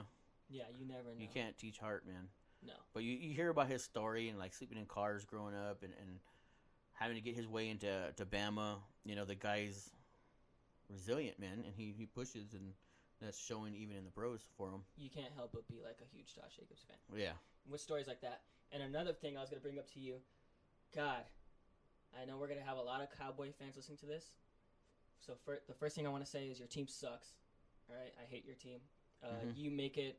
Ditto. It's not even just the players on their team. It's like just you. If you're watching this and you're a Cowboys fan, it's just you. You're the problem I have with the Dallas Cowboys. Yeah. Big mouths. But I couldn't help but feel so happy for Micah Parsons. Yeah, did you see that video? Yeah, oh like that's your childhood team, dude. And he's like even telling everybody, "I'm gonna cry if they pick me. I'm gonna cry." Yeah, I saw the video. And he gets the call. That was awesome, dude. I love those videos. Yeah, I love watching those. He's like, all I want is the Cowboys. Like that's all I ever dreamed of. And that's the guy I wanted, but like, so happy for him, dude. Yeah, I couldn't help but be happy for him, even though it was the Cowboys. But when he got the phone call, and he's like, "Yo, hello," and he's like, "This is Jerry Jones. You're gonna be a Cowboy." I was like, oh. You know, I was like getting all sad. I was like, "Damn, that's dope." You know what I mean? I hope he sucks because he's a Cowboy, but it's a good story nonetheless. Yeah. I'm saying that because he's probably gonna whoop on us. It's a tough position, man, because the last surefire linebacker that everybody was talking about was Isaiah Simmons. Yeah. And I know it's only been a year, but I have never heard his name since. I haven't heard nothing like of him tearing it up or being, that. Then again, linebackers don't always get the hype because they don't get the sacks like the D linemen. They don't get the interceptions like the corners. So their biggest stat is tackles. Yeah. So it's kind of hard to get your name out there, I guess, as a linebacker. Okay, so I want to hear it. I want to hear your opinion on this now. I want your top 5 rookie or second year busts. Bust, like they're gonna suck this year. Either on their it's a second year or a rookie. And I want your second year or rookie class. Second year they're gonna keep fire, and then rookie year like they're gonna have a great rookie season. All right, so offense and defense. Let's go back and forth. So I think great year, Jamar Chase with the Bengals. I think he's gonna have a great year. Yep. Especially with too. Burrow. Yep. Bust rookie year, and I don't think it's anything to do with him and his skill set, but is Wilson with the Jets, and I think it's just because it's the Jets, and he's gonna be, like we were talking about earlier, forced to win now. They traded anybody that would have started, so he's gonna start game 1. Yeah. So they're gonna force him into that role, and he's gonna have to learn a whole new system. And the pros are a lot faster than college. Yeah. It's the cream of the crop. So I think he's gonna have a rough year. And like I said, it's nothing to do with him or his skill set. I'm sure he's a great quarterback, and he probably can be one later. But I think year 1 he's gonna struggle. Yeah. And then Jamar Chase is gonna have a great year under Burrow. As long as Burrow stays healthy, those two are gonna do great things in Cincinnati. Yeah, I agree. I'm such a big Burrow fan as well. I love his personality. I love players with personality. Baker Mayfield, Joe Burrow. I like those guys a lot. So my rookie of the year is Trevor Lawrence. So I feel like the only thing they were having trouble with was a quarterback. I think Gardner Minshew was like average, and that's why they. He had his flashes here and there. Yeah, he had his games. Like I feel like he can't lead a football team. Then I think Trevor Lawrence is going to come in there and ball out. I think Trevor Lawrence is winning rookie of the year, and I think the bust is going to be wow. I didn't give this much thought because I was just wanted to see how you would answer it, but I'm gonna say the bust is Justin Fields. I think if he starts next year, at any point, I think he's gonna suck. I don't think he's gonna start. They already said he's not gonna start, so I'm sure he'll take over at some point. I actually think he's going to go on to the season third string because they have to pay Nick Foles all that money. Mm-hmm. He's going to be number 2. So if Andy Dalton struggles, it's going to be Foles that goes in there.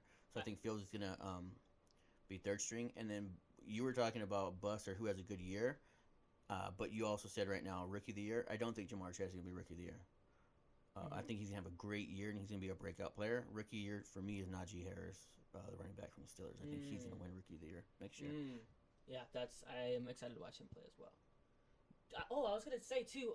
When he got drafted, I don't know if it was the pick after or whatever, but he was already in commercials with Drew Brees. Did you see that? Yeah. I was like, what the hell? He's already making cash. Yeah. Like he's already. There's good. a couple of players. Yeah. I only saw him Just off his name. I think it's that new law that they have where college players are allowed to make money off of their face and whatever. And I think that's why they're bringing the NCAA football back, because before a lot of the players were like, man, I'm on the cover, but I don't get no money for this. That's not cool. And now they're gonna have to pay them, you know. And then they're gonna actually have their names in the game instead of just bootleg players like before. Yeah. Yeah. I'm sorry, dude. My fucking lower back and my ass is dying in this fucking chair. No, it's all good. We'll end it here soon. No. I'm having a great time. Oh yeah, me too. So bust. I'm gonna say. Who did I say? Did I say somebody? Oh yeah, Justin Fields. Justin Fields, yeah. The reason why is you were telling me before this podcast that his reaction was like he was pissed off. I wonder if you could find it, dude, because they say that when he got the call from Nagy, the head coach of the Bears, like he had no like enthusiasm. Like he almost like he was like, oh shit, you know. Yeah, it's like I didn't want to go here, or maybe he was just upset in general that he fell that far. I don't know, but yeah, I wouldn't be able to bring it up right here because it would be hearing based on I don't have my headphones. Oh. Well, no, maybe just so you could see it, so you can see his facial expressions. Oh, it shows his facial expression? Yeah, because it's like that. You know those things we like to watch where it's like when they get the call. Yeah. Yeah. You see I wanted to crying and shit. I wanted to see Panay Seawalls, dude. Like a fan reaction. Yeah, I don't. Maybe it was on like Facebook. Yeah, it was something, but like I seen a clip of it and I was like, ooh, shit. It's true, he did not look happy. But if you actually look at him in general when he poses for pictures, he's not the most animated guy. He's a very serious guy, so I don't know how real it was that he was upset. If you ask him, he's never going to admit it because he's there for the next 4 years at least, and then 5 years if they get the 5-year option on him. So, like, he's never going to admit that he didn't want to be there. Yeah. Like, that'd be career suicide, so he's going to deny it, of course. Yeah, I even said it, I think, too, when he got drafted. I was like, he does not look very excited. He looks pissed. And then they couldn't get the reaction live because when they went to him, the Bears were on the clock. They went to another player that was still on the clock, that was still available to draft, and they went to him. And remember, he was at home with his family on the couch. The couch was completely empty, and it was like weird. It was like, where's everybody at? So that's when I was like, I think I told you, I'm like, he's gonna get drafted right now, because he's not right there.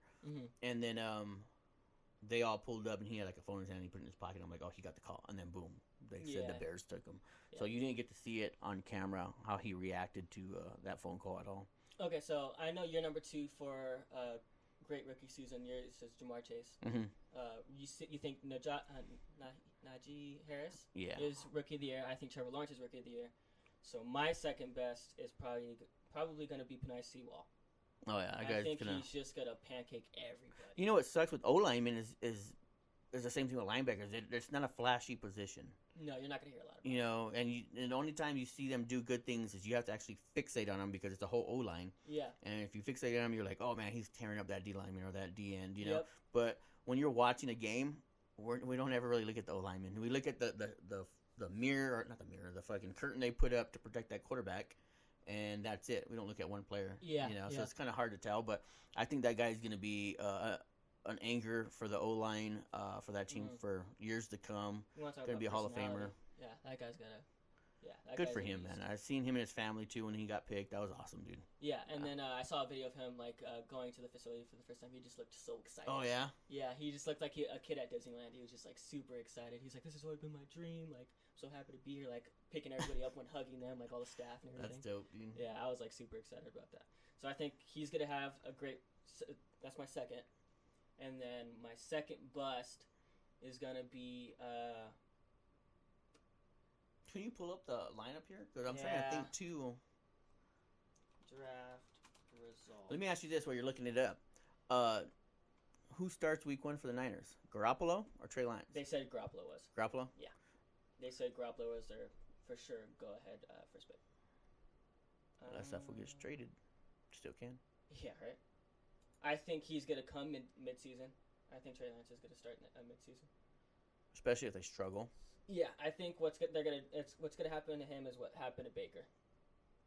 First 4 games, Tyrod Taylor started, and then they're like, Tyrod's not bad, but we're not winning games. And then Baker comes in and just wins them a game. That's crazy because that's what happened with the Chargers. Same player, Tyrod Taylor, starting. He gets the doctors puncture the dude's lung, and he gets benched. And then right before the game, they tell homeboy, "Hey, you're going in," and then he started the rest of the year. Yep. Okay, my number 2 for bust. A bold pick here. Now that I see all the names, I remember all of them now. Bold prediction, Patrick Surtain. I think he's going to get I don't know, the schedule hasn't come out yet, right? If he plays us game 1 and they assign him to Waller, I think that's going to break him. Yeah. Like, I think Waller's going to body slam him, and then his mindset is just going to be downhill from there. Like, I think he's going to get crushed by somebody, and then he's just going to be like, he's just going to get frazzled to where he just sucks ass for the rest of the season. Yeah. Because it can happen, man. The rest of my season's going to have to be covering George Kittle, Travis Kelce, and Darren Waller. Like, damn. I didn't even think about it like that. He's got to cover Darren Waller, George Kittle, and Travis Kelce, because I think San Fran plays Denver a couple of times a year, right? Do they? Well, they rotate every year what conference plays each one. Oh, okay. So I don't know if he's gonna play George Kittle, but he might. Yeah. And then Hunter Henry's not with the Chargers anymore. He's with the Patriots, so that's a safe for him. So for me, the bust, and this is gonna be controversial for you and a lot of people out there, Devonta Smith. Oh yeah. And I'll tell you why. Because the Eagles are obviously not 100% sold on Jalen Hurts. Mm-hmm. And Jalen Hurts ran a lot last year because they don't have the greatest O-line. Mm-hmm. So if he's not given time to do what he does best, and he's running a lot, Devonta Smith is obviously not going to get the ball a lot. He's not going to get a lot of attention. Or it's going to be forced throws, or he's going to have to break his route because he's trying to get open because Hurts is running or something. You know what I mean? Yeah. And I think he's gonna have a rough year, man. And I know he was a Heisman Trophy winner, but I also noticed nowadays being a Heisman Trophy winner isn't like, it's great for college and a lot of big name players win it, but it doesn't translate that much anymore in the NFL. There's Heisman Trophy winners that went in there and then didn't do shit in the NFL. Yeah, who was the last good Heisman in the NFL? I don't know. I'd have to. Did Baker win? Maybe it's Baker. Yeah, I think Baker won. Or was it Darnold? Who won that? Was it 2018 they got drafted? 2018 Heisman. Kyler Murray? No, it's not. That wasn't his season. I think it was 2017. Baker Mayfield. So that was the last decent good. That was the last good Heisman winner. Oklahoma Sooners. Yeah. Okay, so my next... Well, there's some good ones, because I'm pretty sure Jackson from the Ravens, the quarterback, didn't he win it? Lamar Jackson? Yeah. No, he was the same draft class as Baker. Oh, okay, so he's probably a runner-up. Yeah. Wait. Did he get it the year before Baker? Because you can win it multiple years. Yeah, hold on. You could run for it multiple years, right? I'm pretty sure. Is that what you said? He won it in 2016. Yeah, Lamar Jackson. Okay, see, I thought he won it. Yeah. I thought he won it at one point. Yeah, I said no because I saw Baker and I know they were drafted in the same draft class, and I an image of him holding it flashed in my head. And yeah. I was like, oh, yeah. Okay, my next tear it up. This one's also controversial. Mac Jones. Dude, I swear to you, I was just going Yep. to say, don't say Mac Jones. Mac I'm Jones. looking right at the name, Yep. and it was like we're on the same wavelength, dude.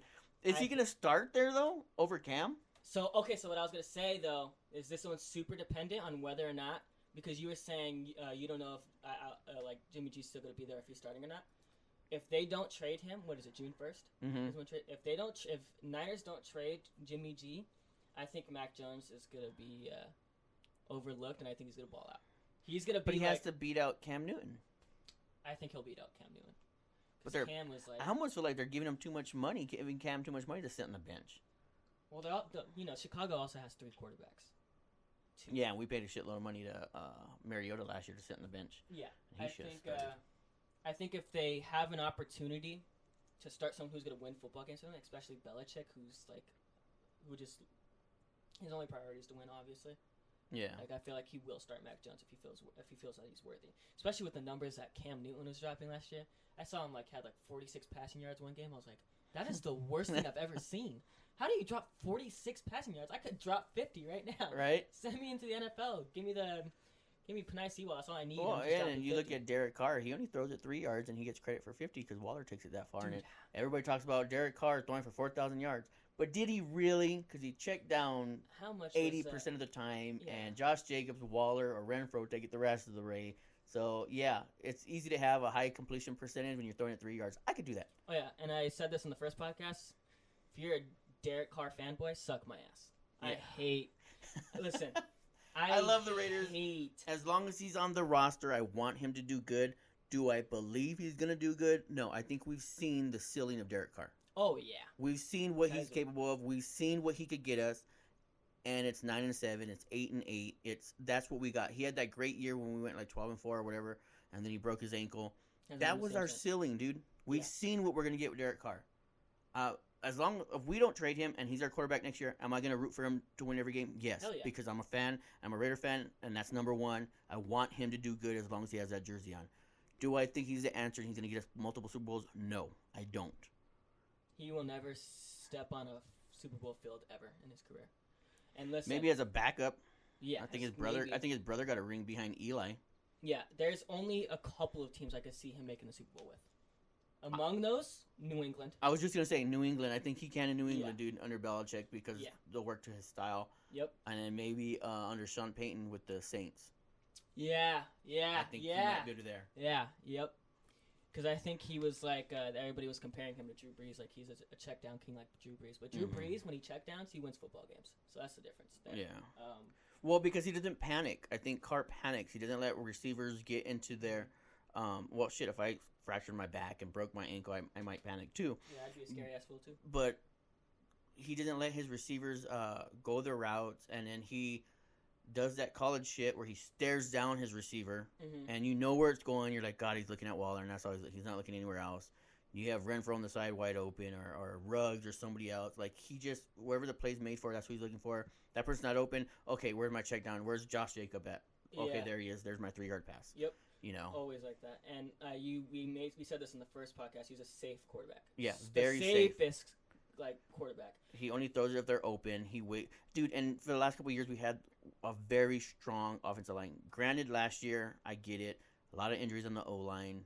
A lot of switching in and out. But shout out to Tom Cable. He did a great job with backup players, still holding that line. So that's not an excuse, man. That O line held with the backups. And that's another thing, too. And he doesn't wait. He doesn't sit in the pocket, man. He panics right away, dude. And that's what I was going to say to the Derek Carr fanboys. If you're a Derek Carr fanboy, suck my ass, all right?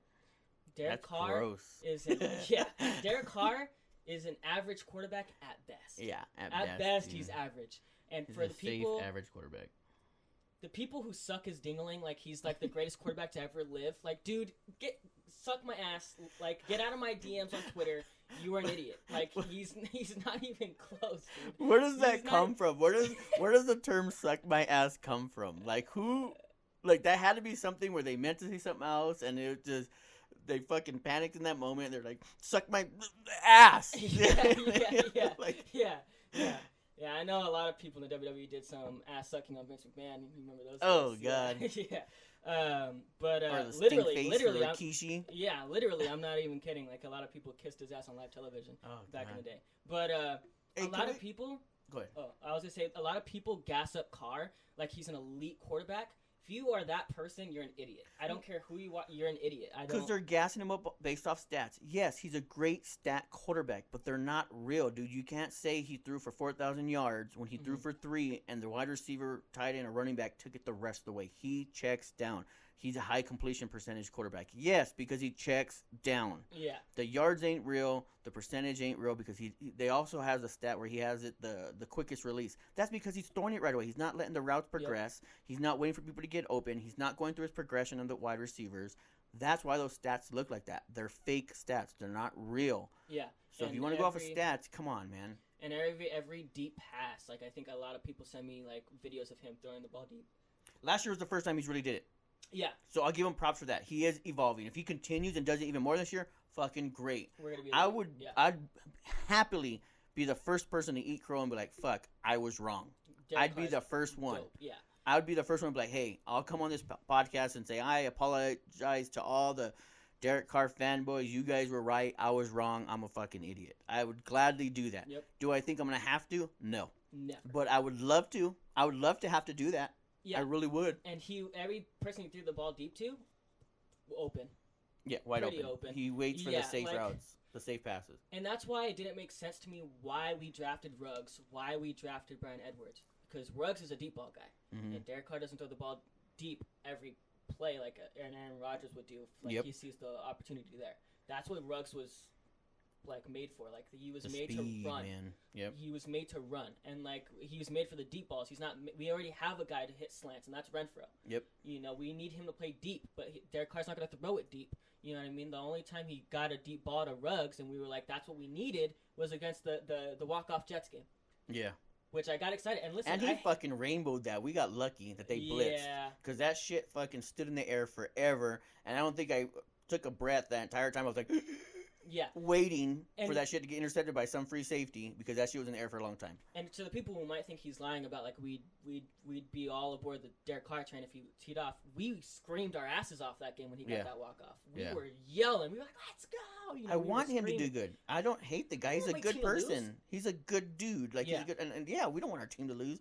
I want Carr to do good. Yep. I'm giving my opinion on why I don't think that's going to happen. No. You know, and the fanboys out there, all they have is the stats. Yeah. And I just proved your stats wrong, dude. Here's the stats. Yes, the highest completion is because he checks down. Yeah, and here's the stats. When's the last time the Raiders went to a playoff game? The year he had his MVP candidate year, which was just once. Just once. Just once. That was the last time we ever stepped on a playoff football field and he got hurt. Mm-hmm. And a lot of people are saying, and I heard a lot of comparisons too, I don't know if I'm wrong about this, but a lot of people are saying, the reason why we're afraid to start Mariota is because he's injury prone. Isn't Derek Carr hurt every year? He hurt something. Something. There's something, He gets hurt every year. Yeah, he plays, but he gets hurt every year. So you want to talk about injury prone? That dude gets injured all the time. Why don't you do what Miami did? They threw in Tua and Fitzmagic randomly. Do that with Mariota and Carr. Yeah. I guarantee you they won't get hurt because they're not playing every game. Yeah. You keep them healthy. You're paying Mariota starter money anyways last year. Yeah. Yep. And I hope Mariota gets some play time because he showed people were like, see, this is why Derek Carr starting when we played against the Chargers or whoever we played. But I was like, dude, the first 15 minutes were Derek Carr before he got hurt and hurt his nuts, or whatever he hurt that game. But if Mariota had started from the beginning, I don't think he would have lost that game. Nuts. Yeah. Oh god. Yeah, I know. Which I don't know if he has any because that food is just so afraid to throw the football. Yeah, Mariota lost that game, but he went in there cold. He didn't practice with the starters. Derek Carr makes it a point. He makes it a joke where he says, "Yeah, I don't give Mariota much time with the first team." Yeah. So the timing's off, and he still was throwing bombs to Waller. He was still competitive in the game. It was entertaining. It was fun. He took chances. He ran. He got first downs with his feet, where Carr would have just ran straight out of bounds after a yard. Yep. Mariota was juking people, And okay, so back to my point where I'll be the first person to come on here and say I was wrong. Derek Carr is great if he does good. Wasn't I the first one? Both of us with Mariota. Yep. We were not Mariota fans because we're UCLA fans. We didn't like Mariota because he was Oregon. My brother Anthony's a big Oregon fan. Was talking Mariota this. He was all over Mariota's nuts. We talked so much shit about Mariota. So much shit. The guy went in there, balled out, and he changed my mind. And I admitted it. Yeah. We were the first ones to say, my bad. You're right. That kid's fucking balling it. Yeah, and we were the first people to say, let's start Mariota. Please start Mariota. So I have no problem admitting my faults. Yeah, no problem. Out, hell yeah, please, Derek Carr, if you're listening, prove me wrong, man. Prove me wrong. Go out there, kill it. You're a great person. You're a great dude off the field. You are a good football player. I'm sure you could win elsewhere. Just prove me wrong, dude, because I don't think you could do it here. No, I don't think you can either. Like, I'll even throw shade at Gruden, dude, because I don't think Gruden's the same guy. No. I was the first person that wanted Gruden back. He's not that fiery coach anymore. He's on the sidelines. I don't know if it's because he's afraid to cuss at Carr because of Carr's religious beliefs. I don't know what it is, but like Carr does something dumb and he's just on the sideline going, and then he just listens to Carr bitch to him. Like, yeah, and then he's like, I know, that's good, it's okay. Like, he lets it, man. I remember him and Gannon just cussing each other out, screaming at the top of their lungs on the sideline. Yep. You know, I don't think Gruden's the same guy anymore, man. He went soft in my opinion. Like, he just needs to get that fire. He needs to tell Carr, like, when he's, because I see so many 3 and outs and just him walking to the side like all stupid. Like, yeah, he's beating himself up over it, but like, dude, like, make sure he knows. You know what I think it is? He's explaining himself to Gruden on the decision he made, and what is Gruden going to say? Because it was the smart, safe play. It was the safe play because Carr's a safe quarterback. Oh, he was the only one open to the. So I know it was 3rd and 15, but the only one that was open was 5 yards down the thing. So I got my completion because he's 5 yards. So it was a safe, right play. Yeah. I know he was open. What am I? How are you going to argue that shit? But like, yeah, that's a good point. But to go to that point also, so I was saying how Ruggs didn't make much sense, especially if we were planning on keeping Carr, because one, he's a deep ball guy. But we also didn't draft. We also drafted Bryan Edwards, who didn't fit to Derek Carr's style at all. Nope. I was telling you, I was like, that's a good pick. That's a good pick because when we drafted him, I was like, that's a good pick. That's a good pick. 'Cause every single highlight, I think every single highlight that Bryan Edwards had was a contested catch. Yep, he fought for it. He fought for every ball. He was not wide open for most of his highlights. And didn't Gruden make a comment about that when he gave him the call that he was being drafted? Like, hey, man, you know. You start running people over. Yeah, stop running people over or something because he's such a physical player. And that doesn't work for Carr because Carr's not going to let him fight for the ball because Carr's only going to throw it if he's open. Yeah. Yep. Yeah, for sure. So to change sports, but still a sport, it just popped in my head right now. Wrestling, dude. Do you think Brock's going to come back? Oh, okay. So here's what I was going to tell you. So, or Rousey. Because she just announced she's pregnant, so she's out for at least 9 months. Her and Travis Brown are having a kid. So, like, is she going to come back? Is the Beast Incarnate going to come back?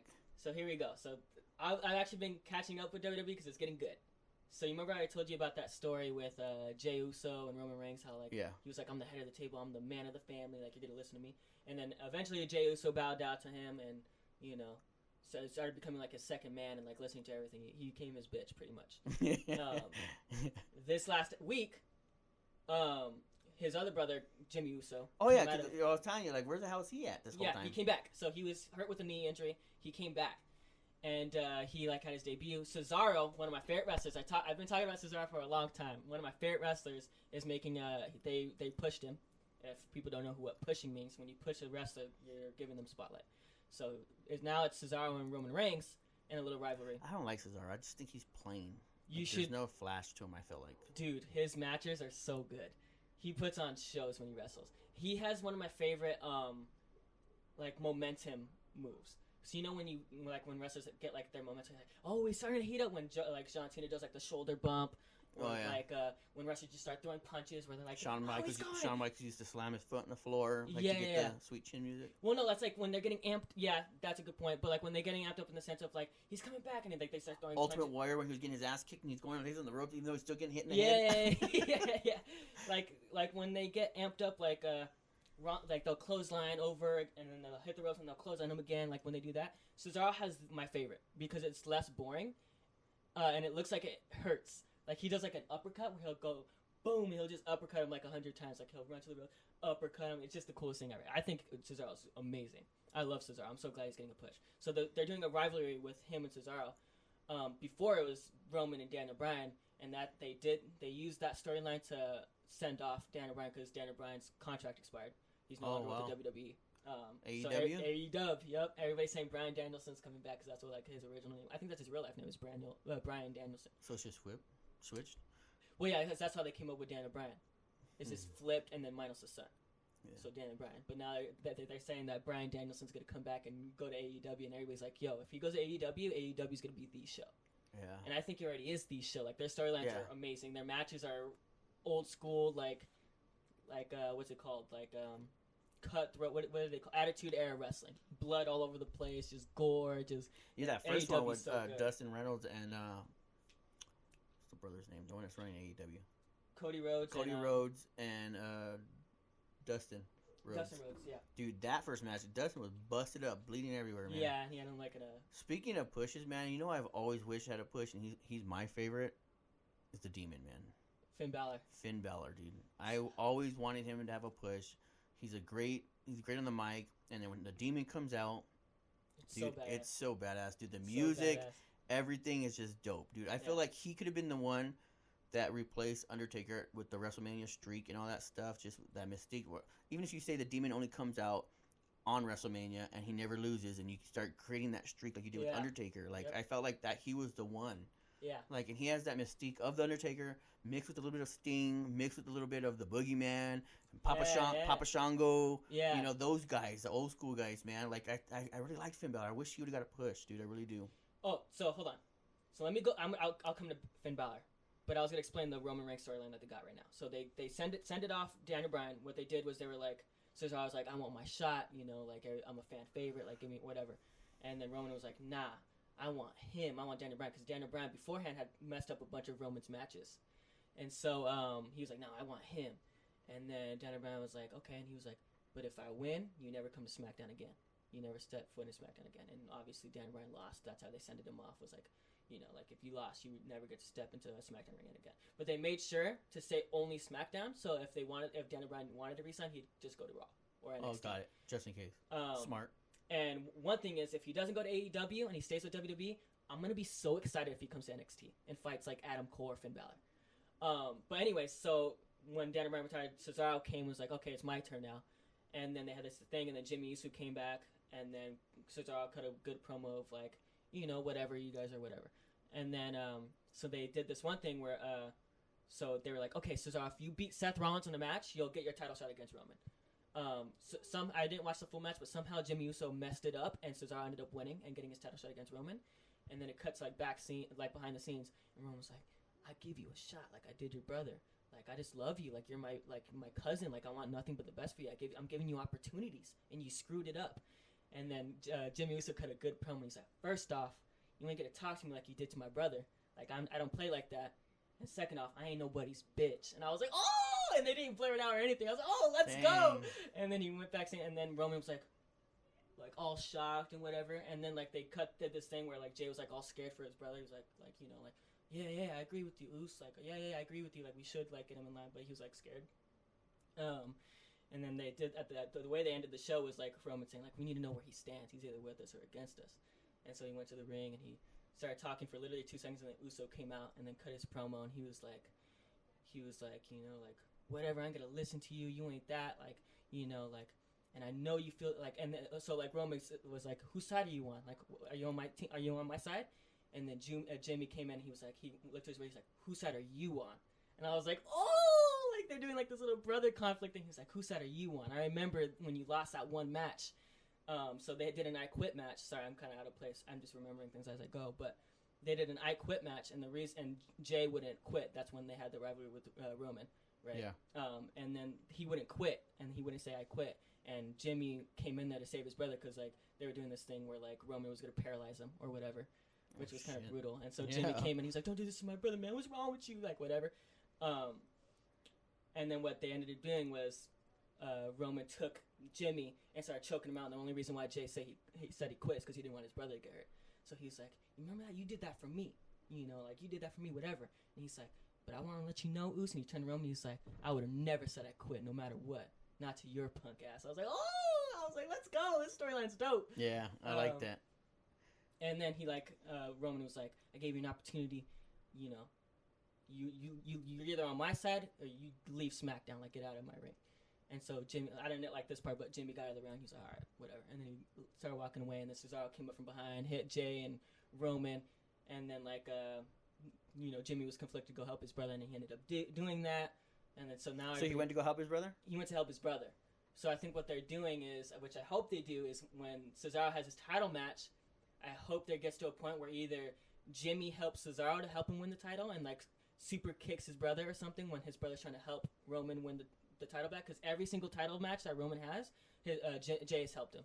Yeah, he's never won he hasn't won a match legit yet. Yeah, I've seen so that. Either Jimmy super kicks Jay to help Cesaro win, or he grabs him, holds him, or something. Or Jimmy and Jay, work together and Jimmy converts him and they both super kick Roman to help Cesaro win. That's how I hope it goes down. Yeah. But that storyline's good. I'm starting to watch that. Sorry for people who don't care about wrestling.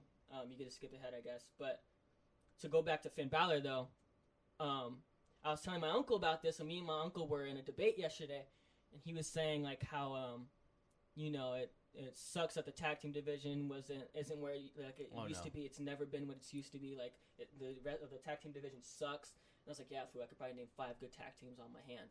You know what I mean? Like the New Day with Xavier Woods and Kofi Kingston. I love those guys. They cut a good promo, and they're amazing wrestlers. Shout out Xavier Woods. He's the man. And then I think the Young Bucks and AEW, and then they have the Jungle Express. AEW has AEW has a decent tag team division, but there isn't a rest. And then he went to a point where he was like, we were talking about documentaries and the different wrestlers we watch, and I was telling him "Foo, it sucks, like all these wrestlers that are getting ruined." Yeah. And he was like, "No, Foo, they just didn't want to take the opportunity." I was like, "No, Foo, WWE's ruining them."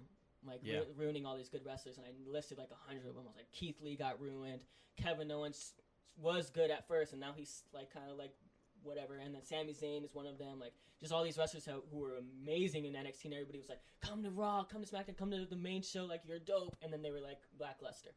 Yeah. There was a long list of them. And is that what they're trying to say happened to Finn Balor? That's why they didn't give him that push?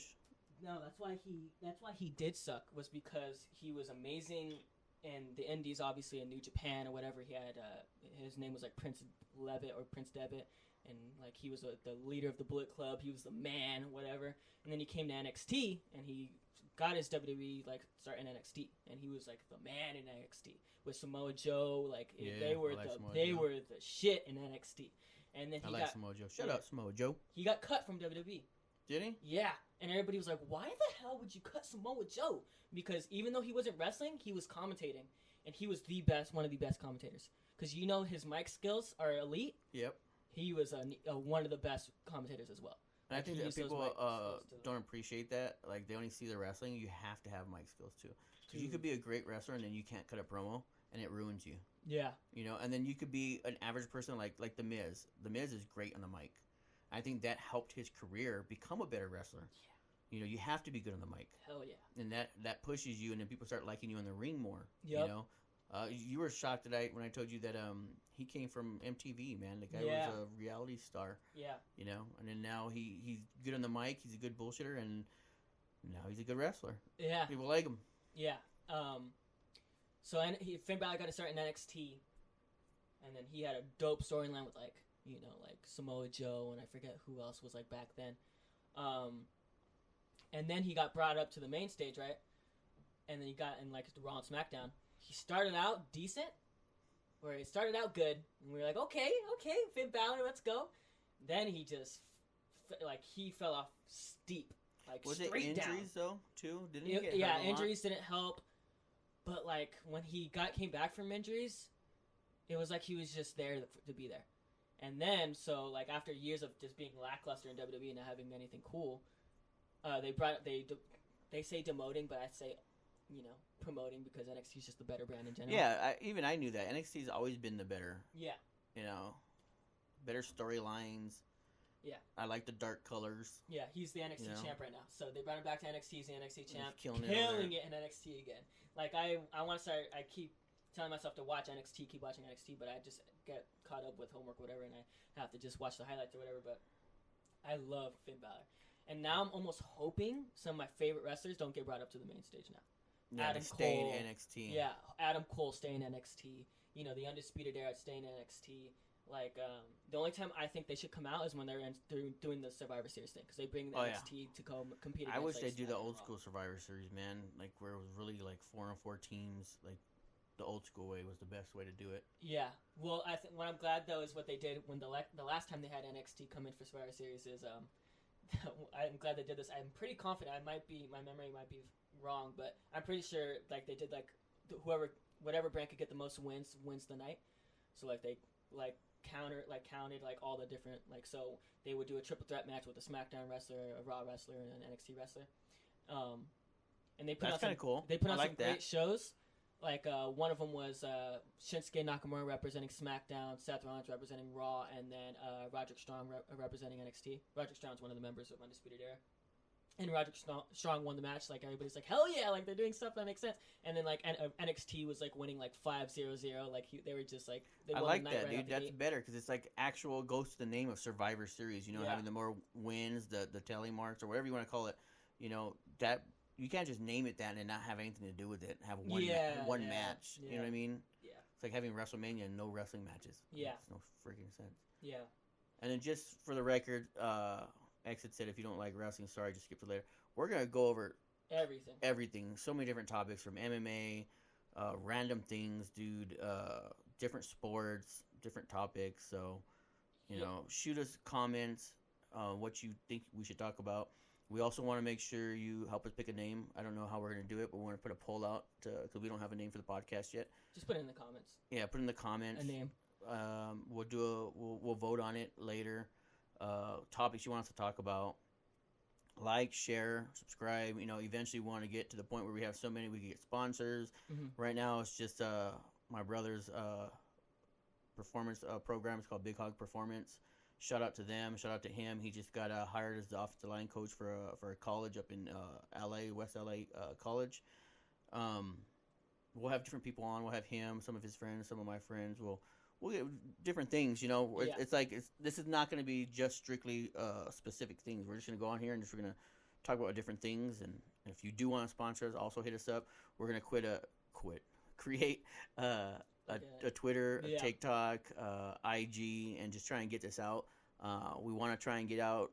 We're gonna once a week try to get a video out. Yeah, once a week. Hopefully on Saturdays. Yeah. Hopefully I can finish this and it'll be up either later tonight or if this one goes late Sunday. The plan is Saturday, but I don't know. Dude, there's some UFC fights tonight that are free on ESPN. Yeah, Cowboys fighting and then Karate Hottie. Yeah. She's main eventing it. I feel bad for her, dude, because she main events a lot of things and she gets her ass kicked a lot. Yeah. You know? Yeah. Anyways. Anyways, so I don't want to end the podcast yet. I want to end it off on one more thing. So I think we were talking about whether or not we should talk about this on the podcast. So let's talk about the UFC. Okay. Michael Chandler versus Charles Oliveira. Who you got? Dude, I told you about Chandler from the very beginning. You're like, oh, I don't know, Hooker's a beast. And yeah. then, pop, over. Yeah. And I said, I was like, I told you. And what's crazy is Chandler's known for being a wrestler, but people they don't take his strength serious, man. That guy's got knockout power. Dude. I'm going Michael Chandler all the way. I'm going Michael Chandler all the way too. I think we talked about this. I think they fit their styles like perfectly. I think they're like Oliveira's like a jiu-jitsu like guy, like a great ground game, and it's gonna be a scrap, dude. Yeah. Either way, it's gonna be a great fight. I got Chandler as well. But one thing I do want to talk about is McGregor, dude. I've been a big fan of McGregor for a long time. Me too. Except for when he faces Nate or any of the Diaz brothers. I love the Diaz brothers. Mm-hmm. Shout out Nick and Nate. I will say this about Conor McGregor. I feel like this is make or break for his career. He cannot take another loss. If he loses again, I don't think we see him fight anymore. Yeah, and I want to say about McGregor, I used to love him. He used to be one of my favorites, but I try not to have biased love for him, but now I'm just like to the point where I'm like, he's just getting delusional now. Yeah. Like he was talking about going up to fight Kamaru or whatever. I was like, dude, you got whooped by Usman will whip his ass, dude. Usman would kill him. Yeah. Kill him worse than Khabib did. He doesn't have the gas tank to do that no more, dude. Mm-hmm. I get it. He's and it goes into the whole boxing thing with the YouTubers and it. You have to say outlandish shit to get your name out there, and to get money, to get fights you want. sponsors, get pay-per-view, part of the pay-per-views. You have to say crazy shit. So he's not going to stop. I get it. I get why he says it. But we all know, like, true fans know, like, Usman's going to destroy him. Yeah, he was, like, talking about fighting Usman. He's, like, calling out all these different people. You're like, bro, you haven't won in years. Win a fight first, dickhead. Like, you got knocked out by Poirier, and, like, now you're, like... So, for those who don't know, big Poirier fan. Like, I want to make... I didn't even think I was on his side that night. I had a feel... I was leaning towards Conor, but I was like, either way, I'm going to be okay. Yeah. Like, I'm a fan of both of Poirier and McGregor. Yeah, I remember that. But when Poirier knocked him out, I was like, Poirier, Michael Chandler should be a main event fight at some point. I think Poirier needs to get his title shot. I think it sucks. Like, they're making him seem like he's a journeyman. He only lost to Khabib, but he, like, whooped on everybody else, didn't he? Like, he beat Max Holloway. He beat all these guys, like, these top guys. Well, and, like, he got his title shot against... Max went up in weight. He did, but, like, Max Holloway's Max Holloway. You gotta love Max. He's a beast. He's a great fighter. But like on the other podcast, we won't say names. We won't give them any publicity. But Max Holloway was on another podcast, and he was saying like, oh no, that was Cody Gambit. I was saying he doesn't lose much weight for his fights. Yeah, he walks around at that weight, and I don't think Max is that big of a guy. So it's hard for him to go up in weight. He's naturally a slender dude, but he's got some of the greatest boxing. His last fight, where he was saying he was the greatest boxer, was awesome. Shout out to Max Holloway. I'm a big Max Holloway fan. He's my favorite fighter right now. Yeah, my favorite fighter. My favorite fighter, and then second to him is Dustin Poirier. And the point I was going to make about Poirier is he's beaten a lot of top guys. And I don't know why he's not... I get why, because Charles Oliveira is overdue. And then Michael Chandler, like, he's more than likely... Like, either way, like, even if Poirier was fighting Oliveira, I think either way Michael Chandler would be fighting for a title at some point.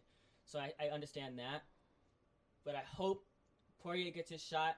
I don't know why he's fighting McGregor again. I guess for the money. But, like, let's be honest.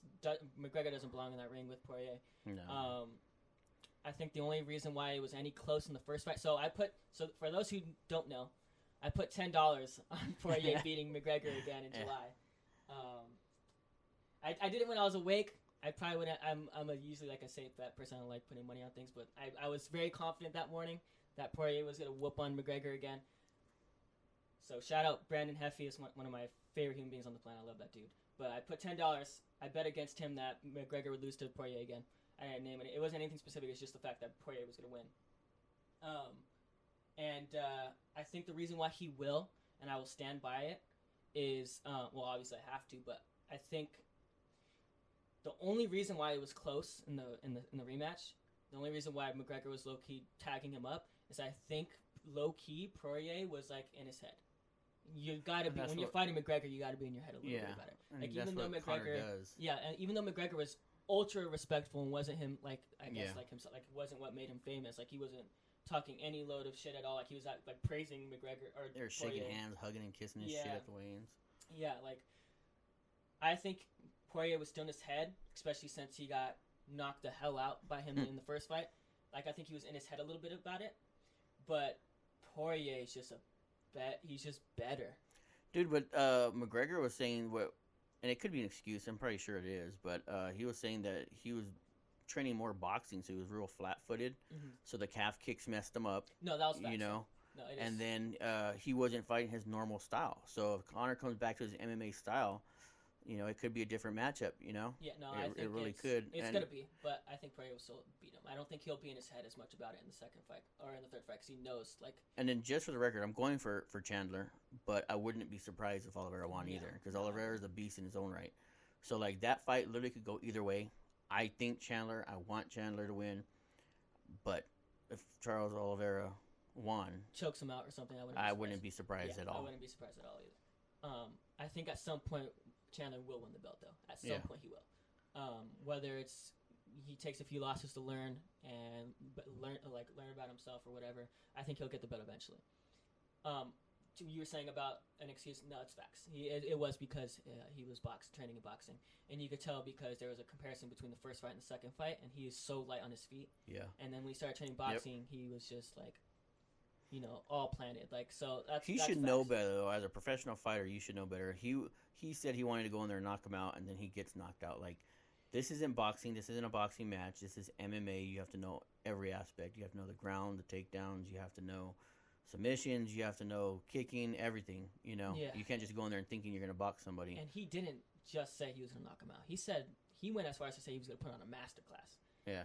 And he was far from that. Yep. In the first round, it seemed like it for a little bit, but there was no doubt in Yeah, my mind. for real. The first round, like, the first part of it, he was doing really well. He was tagging you're him like, up, and I was "Woo!" nervous for Poirier. And then I Yeah. was like, and then I knew like in the second round, like Poirier's gonna pick it back up. He's gonna not be in his head about it. He's gonna be like, okay, I've eaten some of these punches. Like I'm not afraid of them. And then he was gonna start picking it back up, which he did, and he knocked him out cold. Yeah. But that was the first time I ever seen McGregor like slumped over in the corner, like knocked out cold. Dude, it was like when the first time seeing Cormier get knocked out, when he got knocked out nasty by Stipe, and he was like all stinky legged in the corner. Like that was pretty hardcore too, dude. God. And then I think the Jorge Kamaru fight, that was the hardest I've ever seen anybody get hit. But like Usman's corner said, they're like, hey, shout out to Masvidal's corner for trying to cheat and put a bunch of water in his hair. It gave better special effects when he got knocked out. And it showed a picture of them pouring like a bunch of water in his hair, and when he gets hit, just like everywhere, dude. Dude, like I've never seen someone get hit so hard in my life. And I mean, it shows how hard he hit him because that's the first time ever in like 50 fights that Jorge's ever been slept. Yeah. Never. But he got slept out cold so bad. It's gonna be interesting to see how he comes back. If He'll he's the come same, but if he's the same fighter, Oh no, or if you don't have the jaw no more, all of a sudden like you tap him and he's out. Yeah. You know, the most besides that one, another big knockout was when Rashad Evans knocked out Chuck Liddell. That was one of the nastiest sounds I've ever heard, dude. I thought he broke his jaw. Like it was just like crack, and then the way he slumped over, like oh. Dan Henderson, Michael Bisping. Yeah, that was a nasty one. Ngannou and Alistair Overeem. Oh yeah, the uppercut from hell. That one actually scared me. Thought he was dead. Yeah, that one actually scared me. It's like when Uriah Hall, shout out Uriah Hall, master calves, breaking legs. Yeah, Anyways, when Jesus, Uriah man. Hall on the show slept that one guy, and he was like going, yeah, like groaning on the floor, like he was. That's awful, dude. Like he was meeting Freddy Krueger or something. Imagine being on that show and thinking, I have to fight next. I just don't want that to happen. Yeah. Like, I don't care if I win or lose, just don't let me be screaming on the floor. Yeah. You He's know, like agony on the floor. That's my biggest fear in fighting, dude. Is Yeah, that everybody was like I'll take an ass whipping all day, I don't care. yeah. But I don't want to get slipped and wake up halfway going, Yeah, dude. Oh my god. That's like the worst thing ever right there. That's Uriah like Hall that's a felt so nightmare, bad. dude. Yeah. He felt so bad. He's a nice guy, dude. One Because of the most when respectful fighters, yeah. Chris Weidman broke his leg and hope a speedy recovery to him, like he felt bad, you know, like well, I get it too. You train for 3 months, you're away from your family, you're dieting, especially with COVID and everything. Like it's You don't want to win like that. yeah, and you put everything into it, and then not even a punch is thrown, and the fight's over. Yeah, he didn't go home with bruises and scars. He went home with his entire leg shattered in half. Like he was in X-rays agony are on the way. nasty, Oh my dude. god. What was gross is on the replay, he breaks it. You could tell he has no idea that it's broken. He comes back and he steps on it. He tries to plant. He tries to plant, and it just buckles under his body. And you're lucky that the pointy part of the bone didn't like protrude out of the skin and just oh god. Especially with the X-rays too. Hey, shout out to the commentary crew too, man, because their reactions was hilarious, dude. All night, dude. The way they're just yeah, dude. I love that's the best commentary crew ever. Shout out Joe Rogan. Shout out DC. Shout out Joe Anik. Joe Anik, dude. Anik, yeah, those guys are the yeah. greatest commentators of all time. I love those guys, dude. Yeah. Joe Rogan's the shit, man. Yeah. And oh then, god. So we were talking about Uriah Hall. I for years said that it was Israel Adesanya who's gonna be the next Anderson Silva. That's the next Anderson Silva. Overall. Yeah. Personality wise, fight style wise, overall that's the next Anderson Silva. Uriah Hall. Yeah. He was like ultra respectful, like, you know, on his knees and like meditating almost like after he's just after super. he beat Anderson in Anderson's last fight, Anderson told him like it's your turn, like take over for me, you know. Yeah, pass the torch. Pass the torch, and then it's crazy that he breaks Weidman's leg the same way Weidman broke Anderson's leg with the same thing. Like it was almost like crazy fate the way that worked out, dude. Yeah. You know? So it was almost like passing of the torch. Yeah. And it messed up. And a messed up, weird, gross, but fucking awesome to watch way. God. Am I a bad guy for saying that? It was awesome to watch. It was... Like, nobody died. Yeah, but we just watched a dude experience the worst pain of his life. Oh, so it God. is messed I couldn't up. imagine the sharp pain. God, I couldn't imagine it, dude. It makes my stomach hurt a little bit thinking about it. It gives me chills up my spine, dude. To change subject, though, shout-outs Doug Rose. Oh, yeah. We've been fans Doug of hers Rose, since the man. beginning. And shout out to Pat Barry. God. Pat Barry's one of the coolest people ever. We met him at a UFC Fan Expo, and the dude's so down to earth. Nicest dudes ever, man. And Doug Rose, we've been saying she's the greatest. Just like he told her, like, I've been saying that shit for years that you're the best. We were like, and we've been right there in their corner with them, man. You know, shout out to Pat Barry and Doug Rose, dude. We've been cheering her on like for years. The longest, dude. And I don't think I've screamed louder after watching fights than when I watch her fight. Yeah. I don't think. Dude, I called that. I told you guys right before it started. I said one or two things are gonna happen. It's gonna be a 5-round war badass fight, or someone's gonna get slept early.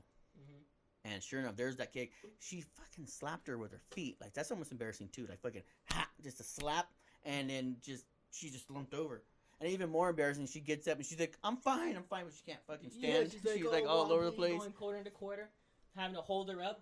Yeah. Yeah, like, I know she's watching that. It's like that thing with the Rumble. Did you see Rumble knock that one dude out? Yeah, and then he was getting his ass kicked in the first round. Did you see that? Yeah, and Mike McCarthy, I think it was, or somebody, like, interviewed him, and they were like, Mike McCarthy's the coach of the Cowboys. I'm Big John McCarthy. There you go. He was, like, interviewing. He was like, yeah, so, like, how'd you feel when you got dropped in the first round? He's like, oh, I didn't get dropped. I wasn't really that hurt. And he showed the highlight, and he got, like, dropped. Like, dropped. Slumped, and he was like, oh, I didn't remember that. Wow, I really did get dropped. Like, I think she had one of those moments when she goes home. Oh wow, shit. No, that's how it was. That's how he reacted. I guarantee you, Wei Lee's gonna have that reation when she goes home and rewatches that fight. She's like, oh yeah, I did get knocked out. I was bitching for no reason. Yeah, like, maybe that's why she went and got a fucking Doug Rose haircut. Yeah, did she really? Yeah, she cut all her hair off. Oh dude. really? I didn't even know. Yeah, she's like, can't beat him, join him. I was nervous when she fought Joanna, but I have never felt more nervous. Oh yeah, because Joanna's a beast, dude. Wei Lee, yeah. I expected a 5-round slugger in the first fight with Joanna. I expected Rose to go all 5, or choke her out at some point. Yeah. I did not expect her to knock her out. And then in the second fight, I had no doubt in my mind. And then she fought Andrade, luckiest knockout ever. Yeah. She got slammed on her head. Her ass. She was beating the shit out of her. Yeah, she was whipping her ass. She was that was like some Max Holloway masterclass striking right there. She was whooping her ass. It's just like you said, it was a freak of nature type of thing. She fucking got slammed in her head and was out. Yeah, she's the best. That I don't think that I don't count that as an L, because then she came back avenged it. Whooped her ass again. Yeah, and so and it was crazy because Andrade had already lost the belt from that fight, and Rose just wanted to avenge the loss. She didn't care about the belt. Like, I need to prove that I could beat her, because Rose gets in her head sometimes. You know, no, you know what she needed to prove? That she was the best. Yeah. And she couldn't prove to herself that she wasn't the Until best. she beat the one one that who beat her. Yep. So that's the quest for her. It wasn't to win the belt; it's to be the best. Yeah. You know, she is. She's the best. Yeah, she's dude. That's the best in the, what is it, strawweight? She's GOAT status up there with Amanda Nunes. Hell yeah, dude. I do not count that Andrade loss. In my book, she's been undefeated for a long time. Yeah. Like, that was such a lucky slam. A lucky slam, dude. Oh, yeah. That didn't take any skill to knock Rose out in that moment. Yeah, no skill. I agree. You can't convince me that she did. But yeah, I was so nervous for that Wei Lee fight. Yeah, so was I, because Wei Lee's a beast, dude. Wei Lee is just, especially with her physique. Even my mom was watching with us, and she's like, "That girl's scary." Like, the way she was walking. It was like, you know what it was? It was like a scene out of Rocky. Seeing Ivan Drago come out, just strong, huge. Shit. You're like, ooh. And then you see Rose come out, and then you're all like, thin. let's go. Yeah. You're just like trying to amp yourself. Let's go, Rose. Let's go. You know, and you're all scared. And then I hope she does it. Yeah. And then you. And I was always telling her, like, Rose is always nervous.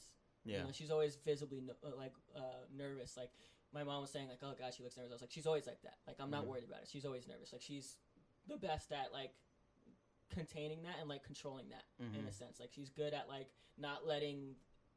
She always talks about her anxiety, but she never lets it affect the way she fights. Which she didn't let it win. No, you know? ever.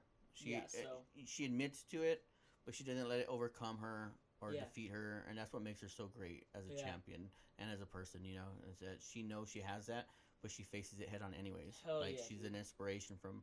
Like Gaethje was saying that, you know, like people were making fun of him for crying the first time she won the belt, but he knows the type of person she is and how she faces her fears. You know. And Gaethje was funny too. He's like, all of y'all know how I feel because we all cried after that fight.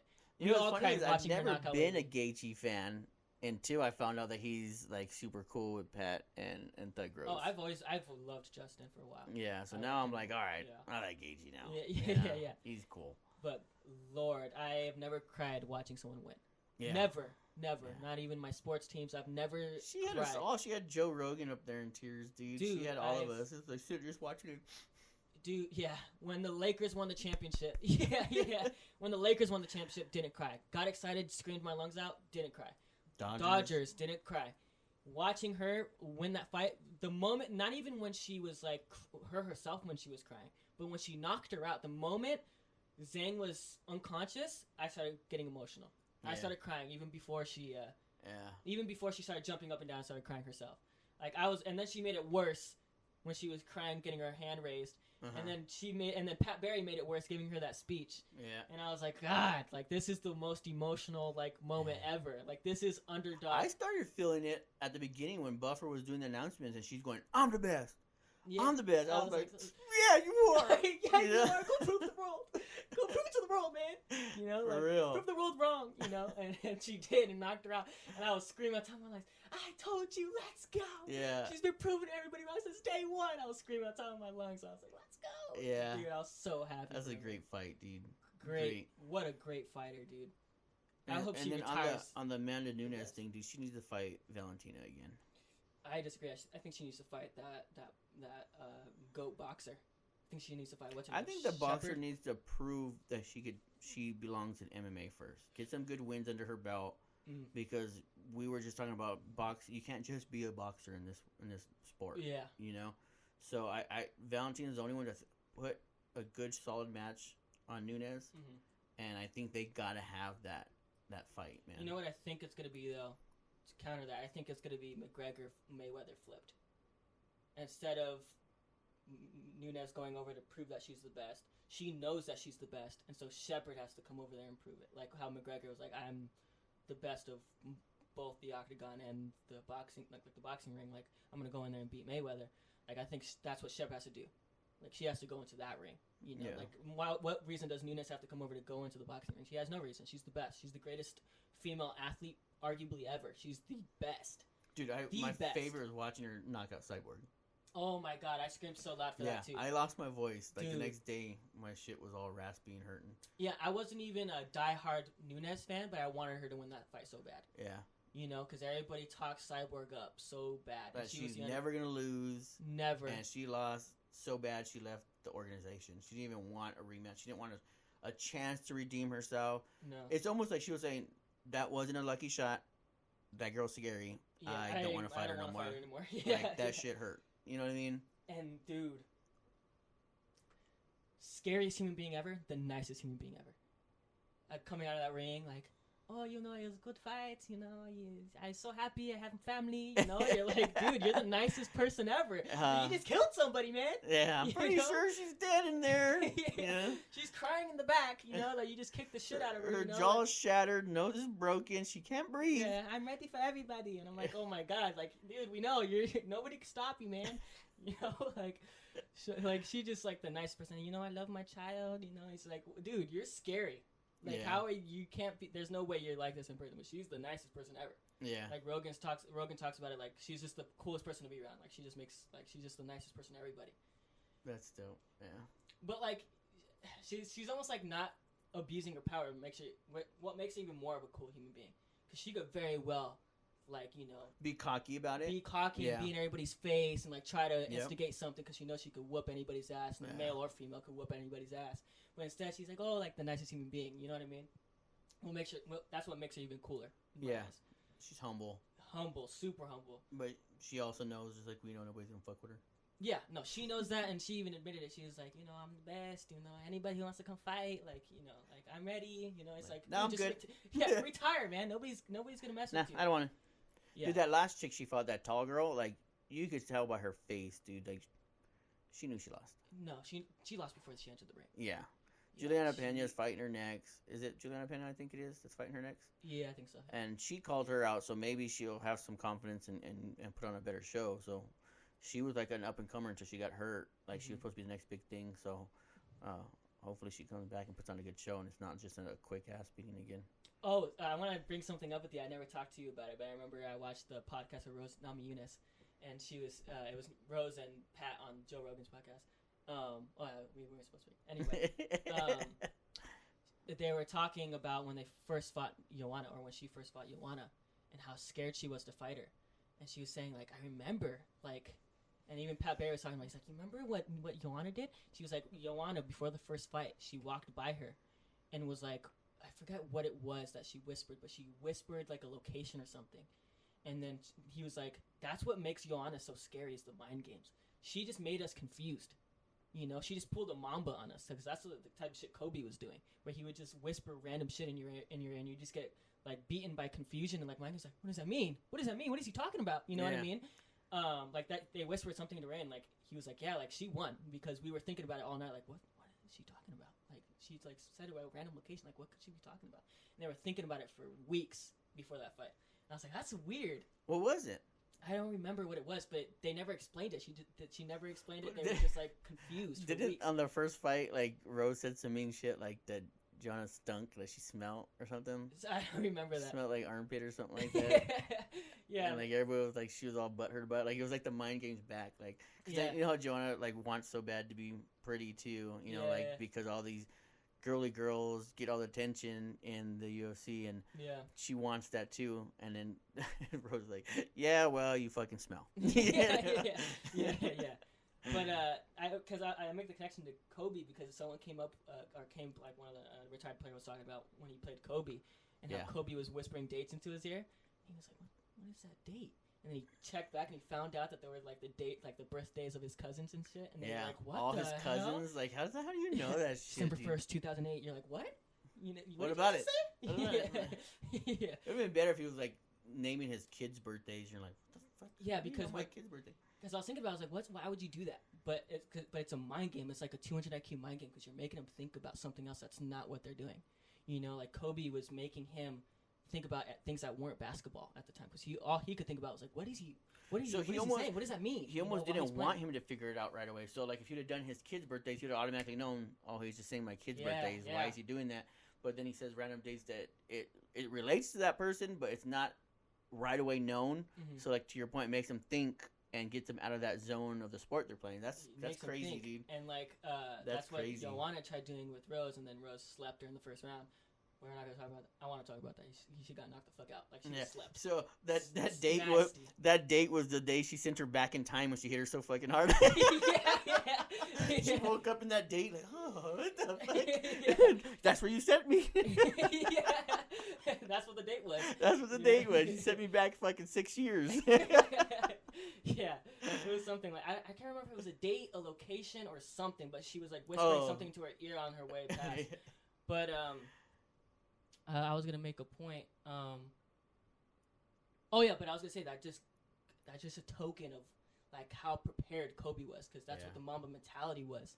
He was so prepared that not only did he put the reps in the mornings at like 4 a.m, like at the basketball court, but he was like going out of his way to do research on the cousins of one player. Yeah. To go look at his cousin's dates of one player. Yeah.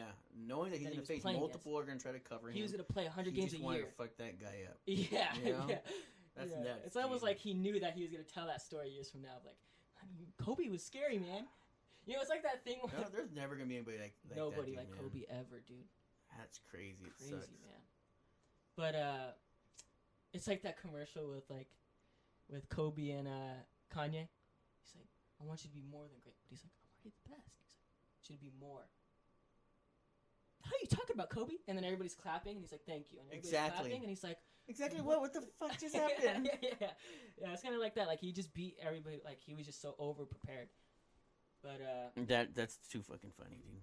but yeah, I think I love those commercials like that one I was talking about Jalen Rose, see where he meets him at a restaurant, and they're like he sees Kobe, and he's like, oh fuck, Kobe don't notice me. And he's like, Jalen, he's like, oh hey Kobe, how are you? I'm great, man. How are you doing? They're like talking, and would you like a wine? The waiter comes up and he's like, yeah. What year? And he looks at him and he goes, 81. Because that's where he put the 81 points on him. Yeah. And Jalen's like, you motherfucker. And there's like an odd quiet for a few seconds, and Kobe goes, I'm just kidding, man. Water's fine. It's a little inside joke between me and him. Yeah, He's like, you motherfucker, I fucking hate you. Yeah. That shit's funny, dude. That's a funny ass commercial. But I looked over, and the last time I checked was like 20 minutes ago, and we were going for an hour and 50 minutes. So we've done a 2-hour podcast like that, dude. Yeah, easy. So I think we could wrap this one up. I just hope next week we went over everything. We're like, yeah, we're just sitting here all quiet. Just cool background, you know. Yeah, our equipment gets better. You know? Yeah. But I want to thank everybody who listened to this first episode. I know we're gonna have a lot of family, mostly a lot of family and friends, but we want to do this every week. You know, the whole idea of the podcast is me and my dad. Like every time he comes back from work, we always just talk about whatever random news just popped up, and we'll always just talk for like about an hour. We just get stuck into it. We just and get it just locked in. Just flows, and like on this, you get locked in and you just start talking and yeah. And then I look over and we've been talking for like 2 hours. Yeah. You know, so that was the whole basis of the podcast. I want to remind everybody that we don't have a name yet. It's probably going to be unnamed episode 1. Or something like that. We want everybody in the comments or on the Instagram post or whatever to come up with a name, and you could start something great. You know what I mean? Like this could be the next big podcast. Maybe, I don't know. Maybe we're getting a little ambitious, but that's what we want to be. And we're gonna be on TikTok. We're gonna be on Instagram. We're gonna be on Twitter. I don't think I'm gonna make those accounts until next week when we have a name. Yeah. Shout out to everybody that actually listens from beginning to end, because I know it's a lot. Mm-hmm. And then, like X was talking about earlier, like you may not like wrestling, but we go into it. You may not like this. You may hate that we're Raider fans. You may hate that we hate the Cowboys, and you don't want to listen. So if you listen beginning to end, hey, shout out to you guys. Appreciate you guys. Like you said, I know it's gonna be a lot of friends and family. Share it. You know, forward it to people. Mm-hmm. You know, we're gonna get better. We're gonna try and get some guests on here. You know, I have a buddy of mine that's ex-military. He's got some crazy stories we want to get on. My brother Anthony, he's got a lot of his Big Hog Performance. He's got a lot of kids that are getting committing to like UCLA and other programs. We want to get them on here before they make it big, so we can look back and be like, dude, we had them on the podcast before they went to the NFL. Yep. You know, just you know, we know a couple people, and we want to get them on and make this big. We want to make it a ongoing thing. So subscribe to it, leave comments. Appreciate you guys. Thanks, X. You know. Yeah, thanks, Ed. Real quick though, so before we go, to add to your point about my uncle Fu, I call him Fu, but his name's Anthony. He runs a performance center, like a little program or whatever he does for football. He's one of the smartest guys I know when it comes to football. If you need, what would you say, like, you know, it's workouts? Like if you need overall fitness, he does it for kids to get them off the streets. You know, if you're just looking to lose weight, even he does it. If you're trying to get off-season programs for when you're not in season, because when he's in season 2, he doesn't do it as much because he's coaching, because he coaches for a college right now. Yeah, if you need coaching on like how to protect a quarterback, that's your guy. Yeah. You know, he's really smart. So like, if you need anybody in North Long Beach maybe? Yeah. Is that North Long Beach area. In the Long Beach area, like make sure to hit him up. Big Hog Performance on Instagram. I don't know if his page is private, but Reverend Vasquez or something like that on Instagram as well. Yeah, I think he has a Big Hog Performance on Facebook too. Yeah. Facebook, Big Hog Performance. I'll put all of that in the description if you want to find him. If you need any, if you just want to support that guy, dude, because he's doing great things. I remember when he first started coaching. You know, I remember when I was watching him play. I was watching him play center in high school, and I just love going to his games. And now I'm glad I get to continue to do that. But instead of he's not playing, but he's coaching. And, you know, he's doing what he loves. Yeah, for sure. And if you guys want to sponsor us too, like we'll take that, so we could get some big names on here and get some people on here and different things. If you're just up and coming with your own T-shirt company or brand or whatever like that, you know, shoot us the gear and we'll put it on here and we'll put it on our pages and we'll do everything we can. Show us love, we'll show you love. You know. Yeah, for sure.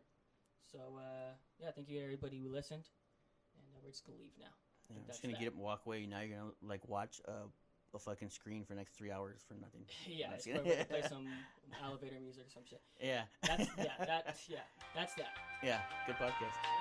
Sweet.